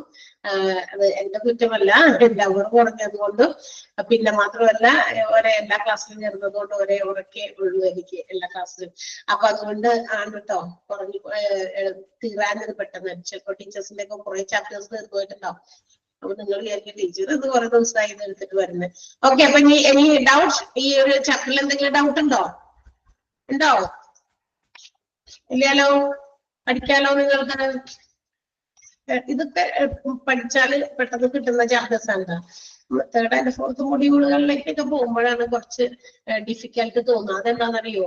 ഈ തേർഡ് ആൻഡ് ഫോർത്ത് മൊഡ്യൂളിൽ കുറച്ച് എന്താ പറയാ നമ്മള് ഈ ഡയറക്ട്ലി ട്രീറ്റ്മെന്റുമായിട്ടോ ഹോസ്പിറ്റലിലെ ട്രീറ്റ്മെന്റുമായിട്ടൊക്കെ ബന്ധപ്പെട്ട വിഭാഗങ്ങളല്ല അടുത്ത തേർഡ് ആൻഡ് ഫോർത്ത് മൊഡ്യൂളിൽ. ഫസ്റ്റ് ആൻഡ് സെക്കൻഡ് മൊഡ്യൂൾ വലിയ പ്രശ്നമില്ല. എല്ലാം ഹോസ്പിറ്റലിന്റെ ട്രീറ്റ്മെന്റുമായിട്ടൊക്കെ ബന്ധപ്പെട്ട കാര്യങ്ങള് പല പല ട്രീറ്റ്മെന്റിന്റെ പല പല ഡിപ്പാർട്ട്മെന്റുകളൊക്കെ ആയതുകൊണ്ട് നമുക്കിങ്ങനെ മനസ്സിലാക്കി പഠിക്കാൻ പറ്റും. മറ്റേതൊക്കെ കുറച്ച് വായിച്ച് മനസ്സിലാക്കേണ്ടതൊക്കെ ഉണ്ടാവും. ഓക്കെ, അപ്പോ നമുക്ക് സംശയമൊന്നുമില്ലല്ലോ. ആർക്കെങ്കിലും സംശയം ഉണ്ടോ? ഇല്ല, ഇല്ലാന്നല്ലേ. നമുക്ക് അടുത്ത ചാപ്റ്ററിലേക്ക് പോയാലോ എന്നാ? പതുക്കെ ഞാൻ സ്ഥിതി പോണില്ല, ഇപ്പൊ കുറച്ച് എടുക്കാനുണ്ടായിരുന്നുള്ളൂ. അപ്പൊ സമയം അത് എനിക്ക് എക്സ്ട്രാ കിട്ടിയ ക്ലാസ് ആയതുകൊണ്ട് ഞാൻ തീർത്തുന്നു മാത്രമേ ഉള്ളൂ. കുറച്ച് ആരെങ്കിലും ഇനി നേരത്തെ ക്ലാസ്സിൽ കയറാത്തവരുണ്ടെങ്കിൽ അവർക്ക് കൂടി ഒന്ന് മനസ്സിലാക്കി പോട്ടെ എന്ന് വിചാരിച്ച് കുറച്ച് ആദ്യം ബിഗിനിങ്ങിൽ നമ്മൾ കഴിഞ്ഞ ക്ലാസ്സിന്റെ ഒന്ന് റിപ്പീറ്റ് ചെയ്യുന്നു മാത്രമേ ഉള്ളൂ. അപ്പൊ അടുത്ത ക്ലാസ് അടുത്ത ചാപ്റ്ററിലേക്ക് പോകുന്നത് കൊണ്ട് ഒരു തടസ്സമുണ്ടോ ആർക്കെങ്കിലും? പറയൂ, ജൽദി ജൽദി പറയൂ. ആരും കുഴപ്പമില്ല. നമുക്ക് ഒരു 2 മിനിറ്റ് ആണെങ്കിൽ 2 മിനിറ്റോളം ഞാൻ പറയുന്നുള്ളൂ. ബിയോണ്ട് ദ ടൈം ഞാൻ പോകില്ല. ഓക്കെ, ടൈമിന് അപ്പുറം പോകില്ല. നമ്മള് എവിടെ വെച്ചോ അവിടെ വെച്ച് നിർത്തിക്കോളാം. ടൈം ഇഫ് ഇറ്റ് ഈസ് കഴിഞ്ഞിട്ടുണ്ടെങ്കിൽ അത് ഞാൻ നിർത്തും. Okay, so the next chapter നമ്മളെ സംബന്ധിച്ച് ഇനി നമുക്ക് പഠിക്കാനുള്ള അടുത്ത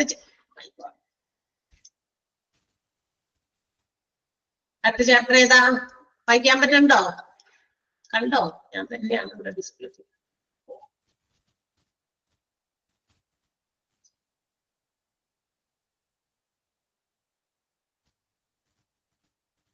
ഏതാ ചാപ്റ്റർ?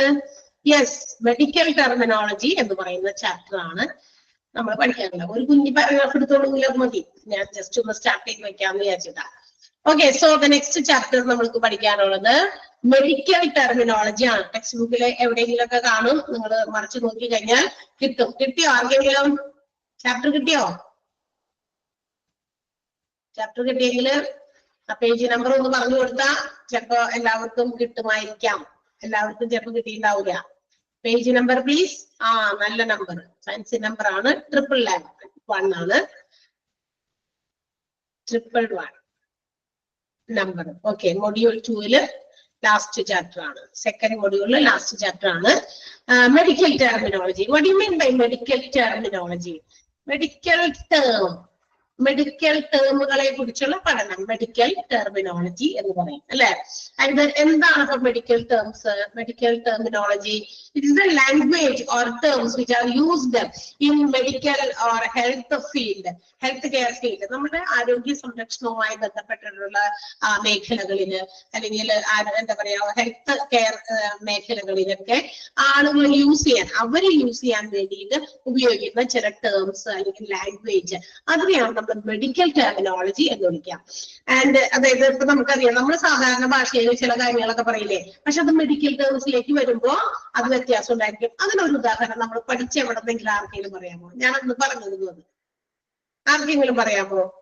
നമ്മള് എന്താ പറയാ, നമ്മള് സാധാരണ നമ്മൾ കോമൺ പീപ്പിൾ നമ്മൾ സംസാരിക്കുന്ന ഭാഷയില് അല്ലാതെ അത് ഹോസ്പിറ്റൽസിൻ്റെതായ ഒരു ലാംഗ്വേജിലേക്ക് പോകുമ്പോ അത് അങ്ങനെയാണ് പറയുക. അന്ന് ഞാനത് ക്ലാസ് എടുത്തപ്പോ പറഞ്ഞിരുന്നു. ആർക്കെങ്കിലും അതിനൊരു എക്സാമ്പിൾ പറയാമോ? എനിബഡി? കേട്ടിരുന്നതല്ലേ നമ്മള്? സൗണ്ട് അൺമ്യൂട്ട് ചെയ്തിട്ടുണ്ട്. ആർക്കെങ്കിലും പറയാമെങ്കിലും ഒന്ന് പറയാം. ഞാൻ അന്നേരം പറഞ്ഞിരുന്നു അത്. അതായത് ഹോസ്പിറ്റൽസിൽ അവര് തമ്മിൽ കമ്മ്യൂണിക്കേറ്റ് ചെയ്യാൻ ആ ഒരു വേർഡാണ് ഉപയോഗിക്കുക. പക്ഷെ നമ്മൾ കോമൺ പീപ്പിൾ നമ്മൾ ഇങ്ങനെയാണ് ഉപയോഗിക്കുക എന്ന് പറഞ്ഞിട്ട് ഞാനൊരു ടേം പറഞ്ഞിരുന്നു അന്ന്. ഉദാഹരണം ഉദാഹരണമല്ല, ക്ലൂ തരാം. ഏത് ഡിപ്പാർട്ട്മെന്റിലാണെന്ന് പറയാം. ഞാൻ കാർഡിയോളജി ഡിപ്പാർട്ട്മെന്റിലാണ് ഞാനത് റെഫർ ചെയ്ത് പറഞ്ഞത്. കാർഡിയോളജിയിലാണ്. ഏതാ? Myocardial infarction. മയോകാർഡിയൽ ഇൻഫാക്ഷൻ ആണ് പറഞ്ഞത്. അതെന്തായിരുന്നു? അത് നമ്മൾ സാധാരണ അത് എന്താ പറയാ, ഹാർട്ട് അറ്റാക്ക്. Very good. അതെ, അങ്ങനെയാണ് നമ്മൾ പറഞ്ഞത്. അന്നേരം ഞാൻ പറഞ്ഞിരുന്നു myocardium infarction health care providers, അതായത് നമ്മളുടെ ഹോസ്പിറ്റൽസ് അല്ലെങ്കിൽ മെഡിക്കൽ ഫീൽഡിലൊക്കെ വർക്ക് ചെയ്യുന്നവർ അവർ പരസ്പരം കമ്മ്യൂണിക്കേറ്റ് ചെയ്യുമ്പോൾ ആ വേർഡാണ് ഉപയോഗിക്കുക. പക്ഷെ നമ്മൾ അത് ഹാർട്ട് അറ്റാക്ക് എന്നാണ് പറയുക, അല്ലെ? അപ്പൊ അതുപോലെ നമ്മുടെ ഹോസ്പിറ്റൽസിൽ അവര് തമ്മിൽ, അവിടുത്തെ എംപ്ലോയീസ് അല്ലെങ്കിൽ സ്റ്റാഫുകളൊക്കെ തമ്മിൽ കമ്മ്യൂണിക്കേറ്റ് ചെയ്യാനായിട്ട് ഉപയോഗിക്കുന്ന ചില ടേംസ്, അതുപോലെ തന്നെ ലാംഗ്വേജസ്, അതാണ് നമ്മുടെ മെഡിക്കൽ ടെർമിനോളജി എന്ന് പറയുന്നത്. ആൻഡ് ദിസ് ലാംഗ്വേജ്, ഈ പറയുന്ന മെഡിക്കൽ ടെർമിനോളജി, അത് ഒറിജിനേറ്റ് ചെയ്തത് ഗ്രീക്ക് ആൻഡ് ലാറ്റിൻ, ഈ പറയുന്ന സ്ഥലങ്ങളിൽ നിന്നാണ്, ഗ്രീക്ക് ആൻഡ് ലാറ്റിനിൽ നിന്നാണ് ഈ ഒരു ലാംഗ്വേജ് ഉത്ഭവിച്ചിട്ടുള്ളത്. അതിന്റെ ഒരു എന്താ പറയാ ഒറിജിനേഷൻ അവിടെ നിന്നാണ്. ആൻഡ് മെഡിക്കൽ ടെർമിനോളജി എന്ന് പറയുന്നത് ഇന്റർനാഷണലി ആക്സെപ്റ്റ് ചെയ്തിരിക്കുന്ന ഒരു ലാംഗ്വേജ് കൂടിയാണ്. ഇന്റർനാഷണൽ ആക്സെപ്റ്റൻസ് കിട്ടിയ ഒരു ലാംഗ്വേജ് കൂടിയാണ് മെഡിക്കൽ ടെർമിനോളജി.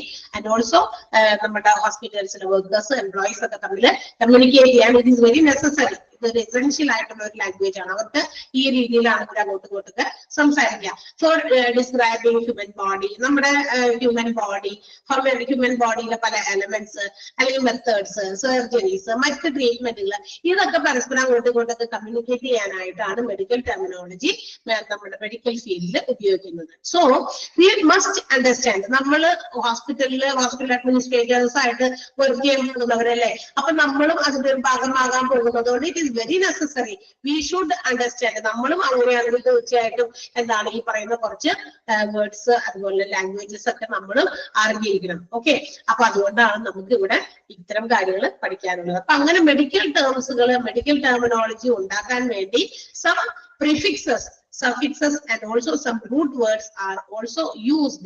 ഈ പറയുന്ന കാര്യങ്ങൾ ഉണ്ടാക്കാൻ വേണ്ടിയിട്ടില്ലേ, അതായത് ഇങ്ങനെ പുതിയ പുതിയ വേർഡുകൾ മെഡിക്കൽ ടേംസിലേക്ക് ഉപയോഗിക്കാൻ വേണ്ടിയിട്ട് അത്തരം വേർഡുകൾ ഉണ്ടാക്കാൻ, അല്ലെങ്കിൽ അതൊന്ന് എന്താ പറയാ പ്രൊഡ്യൂസ് ചെയ്യാൻ വേണ്ടിയിട്ട് ചില പ്രിഫിക്സും സഫിക്സും ഒക്കെ ചേർക്കുന്നുണ്ട് ചില വേർഡുകളിലൂടെ. അങ്ങനെ പ്രിഫിക്സും സഫിക്സും ഒക്കെ ചേർത്തിട്ടാണ് ചില മെഡിക്കൽ ടേംസ് എന്ത് ചെയ്തിരിക്കുന്നത്, ഫോം ചെയ്തിരിക്കുന്നത്. അങ്ങനെയുള്ള കാര്യങ്ങളാണ് നമ്മൾ എന്ത് ചെയ്യുന്നത്. പകുതി പെണ്ണിട്ടിരിക്കണേ.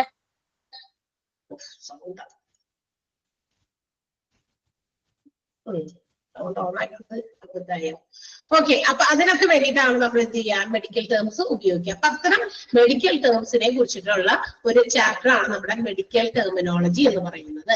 അപ്പൊ ഇതിനകത്ത് ഒരുപാട് കാര്യങ്ങൾ, നമുക്ക് ഒരുപാട് ടേംസ് ഉണ്ട്. ഈ ഒത്തിരി ടേംസ് ഉണ്ടല്ലോ, ഒരു കുറെ ഉണ്ട്, ഒരു 1000-500 അടുത്തൊക്കെ ടേംസ് പഠിക്കാനുണ്ട് നമുക്ക്. പ്രിഫിക്സ് ചേർത്തുള്ളത്, സഫിക്സ്, റൂട്ട് വേർഡ്സ്, അബ്രിവിയേഷൻസ് ഒക്കെ വെച്ചിട്ടുള്ളതുണ്ട്. ഇതെല്ലാം നമ്മൾ ബൈഹാർട്ട് ചെയ്യണമെന്ന് ചോദിച്ചാൽ എല്ലാം നമ്മൾ ബൈഹാർട്ട് ചെയ്യുന്നില്ല, പക്ഷെ അതായത് പഠിക്കുന്നില്ല. അതിനകത്ത് കുറച്ച് നമ്മൾ ഇവിടുന്ന് ടിക്ക് ചെയ്ത് തരും, നിങ്ങൾ അല്ലെങ്കിൽ നോട്ട് ചെയ്യാൻ പറയും. അന്നേരം നിങ്ങളത് നോട്ട് ചെയ്യാം. കാരണം അത് മുഴുവൻ നമ്മളെ കൊണ്ട് നടക്കുന്ന കാര്യമില്ല. പക്ഷെ എന്നാ പിന്നെ എന്തിനത് മുഴുവൻ തന്നേക്കണേന്നാണോ? തീർച്ചയായിട്ടും നമ്മൾ ഹോസ്പിറ്റൽ അഡ്മിനിസ്ട്രേറ്റർ ആയിട്ട് ജോലി ചെയ്യാൻ പോകണം. ഇപ്പൊ നമുക്ക് തൽക്കാലം നമുക്ക് എത്രയും പെട്ടെന്ന് ഓർത്തിരിക്കാൻ പറ്റുന്നതും നമ്മുടെ എക്സാംസിനൊക്കെ വേണ്ടി നമ്മളിത് പഠിക്കുക. എന്നാൽ നിങ്ങൾക്ക് അത് പിന്നീട് ആവശ്യം ഉണ്ട് എന്ന രീതിയിൽ നിങ്ങൾക്കത് റെഫർ ചെയ്യാൻ വേണ്ടിയിട്ടാണ് തന്നിരിക്കുന്നത്. സോ അത് ആ രീതിയിലാണ് നിങ്ങൾ പഠിക്കേണ്ടതെന്നാണ് ഞാൻ പറഞ്ഞത്. എല്ലാം അങ്ങനെ കാണാതെ പഠിക്കേണ്ട ആവശ്യമില്ല, നമ്മൾ മാർക്ക് ചെയ്ത് തരും. അത് മാത്രം നിങ്ങൾ പഠിക്കുക എക്സാമിന് വേണ്ടി. ഇനി എന്താണ് പ്രിഫിക്സ്? പ്രിഫിക്സ് വേർഡുകളും സഫിക്സ് വേർഡുകളും ഒക്കെ ചേർന്ന് പറഞ്ഞു. എന്താ പ്രിഫിക്സ്? അതിൽ ഇംഗ്ലീഷ് ലാംഗ്വേജിൽ ഉപയോഗിക്കുന്ന സാധനമല്ലേ പ്രിഫിക്സ് എന്നൊക്കെ കേട്ടിട്ടില്ലേ നിങ്ങൾ? പ്രിഫിക്സ് സഫിക്സ് എന്താണ്? പ്രീഫിക്സ് എന്ന് വെച്ചാൽ എന്താ? നമ്മളത് സ്പ്ലിറ്റ് ചെയ്യുമ്പോൾ നമുക്ക് കിട്ടുന്ന പ്രീഫിക്സ് എന്ന് വെച്ചാൽ മുൻപിൽ ഫിക്സ് ചെയ്യുന്നത്. ഒരു വേർഡിന്റെ മുമ്പിൽ നമ്മൾ ഫിക്സ് ചെയ്യുന്ന ഒരു എന്താ പറയാ ലെറ്ററോ ലെറ്റേഴ്സോ, അതിനെയാണ് നമ്മൾ, അല്ലെങ്കിൽ ഒരു ചെറിയ വേർഡോ, അതിനെയാണ് നമ്മൾ പ്രിഫിക്സ് എന്ന് വിളിക്കുക.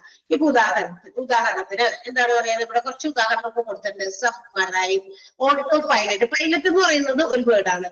അതിന്റെ ഒപ്പം മറ്റൊരു വേർഡ് തന്നെ ഓട്ടോ, AUTO, ഓട്ടോ ചേർത്ത് മറ്റൊരു വേർഡായി മാറി. അത് ഓട്ടോ പൈലറ്റ്. സബ്മറൈൻ, മറൈൻ എന്ന് പറയുന്ന ഒരു വേർഡാണ്.